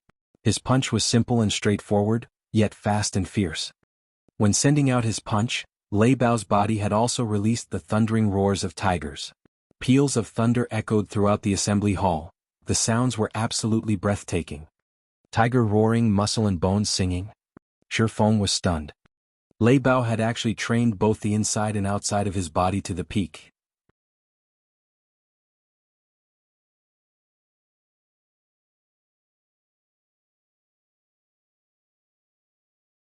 Chapter 497, Initial Mastery. The instant Lei Bao sent out his fearsome punch, Shifeng hurriedly leaned back like an agile monkey. He did not attempt to block Lei Bao's fist at all. When Lei Bao's fist was only centimeters away from its target, Shifeng abruptly contracted his abdomen, narrowly avoiding the attack. Lei Bao's punch carried with it a fearsome shockwave. Even through a layer of clothing, Shifeng could feel his abdomen receiving part of the shockwave. If that violent force landed directly on his body, the consequences would be unimaginable. The members of the audience were stupefied once again. Tiger roaring? How is this possible? Seated in the VIP room on the second floor, Jianghu saw Lei Bao's punch, and his eyes glowed brightly and his heart thumped madly. The ecstatic expression on his face made it seem as if he had just seen a peerless beauty. Tiger roaring? The spectators beside Jianghu echoed his words in confusion. However, seeing Jianghu's excited look, they could guess that it was a very powerful technique. Jianghu nodded. With great excitement, he explained, only when a person has managed to merge both their internal and external power can they produce that kind of sound. One could say that it is the proof that one has trained their body to its limits. Normally, only experts at the Grandmaster level are capable of such a feat. I never imagined that Master Lei Bao had actually managed to achieve it so soon. With this, it won't be long before Master Lei Bao breaks through his limits and becomes a generation's Grandmaster. Countless martial arts masters had trained themselves desperately, yet still failed at combining their internal and external forces. On the other hand, before even reaching the age of 30, Lei Bao had already succeeded in pushing his body to its limits. Now he could utilize internal force freely, applying it to his every action. He fit the term martial arts prodigy to a.t. Even if Shifeng knew how to use internal force when faced with Lei Bao, someone who had pushed his body to its limits, he had zero chance of victory. While Jianghu explained, the roars of tigers filled the arena. Lei Bao's every move was incomparably fierce, alternating between collapsing punch and cannon punch one after another. Speed, accuracy, and ruthlessness, he made full use of all three of these aspects. After images of Lei Bao's fists filled the ring. Step by step, his violent attacks pressed Shifeng harder and harder. If Shifeng stopped evading these attacks, only a tragic end awaited him. Hence, Shifeng had no choice but to keep retreating. Although Lei Bao held an absolute advantage in this fight, Shifeng had yet to receive a single blow even until now. So strong. With each step Shifeng retreated, he could clearly feel the power behind Lei Bao's punches growing ever so slightly. Likewise, his fists were also speeding up. If not for Shifeng's brain activity increasing, significantly improving his five senses and his control over his own body, Lei Bao would have defeated him in just a few moves. Even so, Shifeng could only last a few more moves right now. He would still end up defeated soon. It was no wonder Lei Bao was so confident that he could defeat him in 10 moves. In the next moment, Lei Bao's body tilted forward slightly as he sent a half-step punch at Shifeng's face. At this point he had already cornered Shifeng. There were no more paths of retreat available to him. Suddenly Shifeng's body swayed as he took the initiative to welcome this punch. Is he trying to get himself killed? Lei Bao was dumbfounded. Meanwhile, outside the ring, everyone in the spectator stands thought they could foresee the ending scene of this competition. Many already envisioned the instant Shifeng's head exploded into tiny little pieces. Some of the more timid women who could not bear to watch this gruesome scene had immediately shut their eyes. It's over. Jianghu could not help but exclaim. Lei Bao's punch could dent even a sturdy steel plate. Yet, Shifeng was actually using his head to meet Lei Bao's fist. The instant Shifeng's head was about to collide with Lei Bao's iron fist. Whether it was Shifeng's breathing or heartbeat, both seemed to have stopped completely.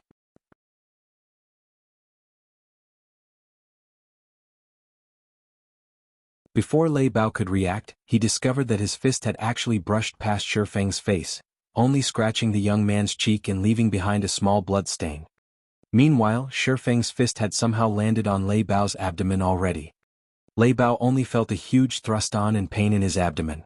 Although he wanted to use the power in his muscles to dispel this force, he suddenly discovered that he actually could not, even in the slightest.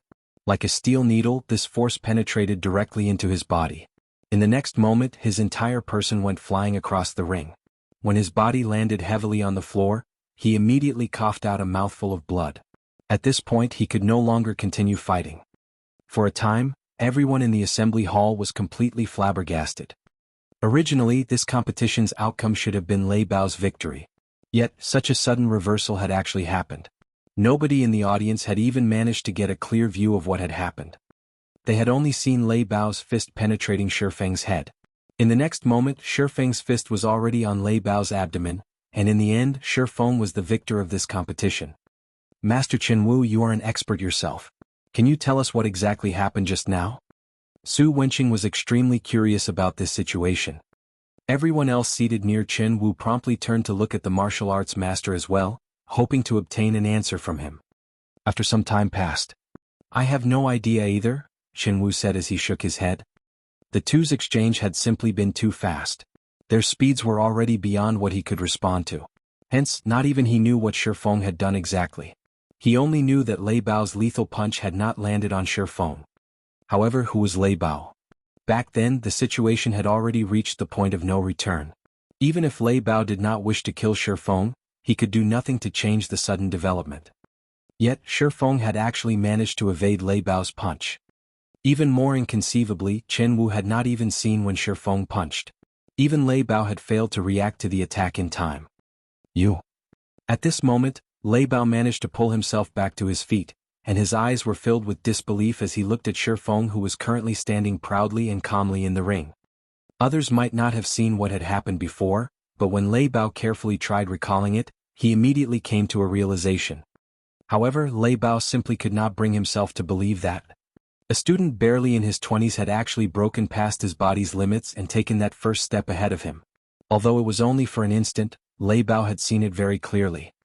Midway through Shifeng's charge, Shifeng's body had actually accelerated once more. At the moment of life and death, Shifeng had actually managed to evade his fist and, in turn, landed a punch on him. While the audience had their heads in the clouds, trying to recall the scene where Shifeng defeated Lei Bao, Zhang Luowei and Lan Hailong, seated in the spectator stands, were both frozen with fear. Their hearts were also filled with immense regret. For a moment they looked like they had aged more than a dozen years. After this battle, everybody would know about Shifeng. His future would also be limitless. As of this moment he was already a big shot of Jianghu City. Meanwhile, Zhang Luowei, as Shifeng's fellow student, had actually tried to take action against Shifeng. Looking back at his past actions, he had simply been seeking his own death. As for Lan Hailong, if he had known before that Shifeng was actually so powerful, he would have long since given his all to recruit Shifeng. He definitely would not have feuded with Shi Feng over a measly Ling Feilong.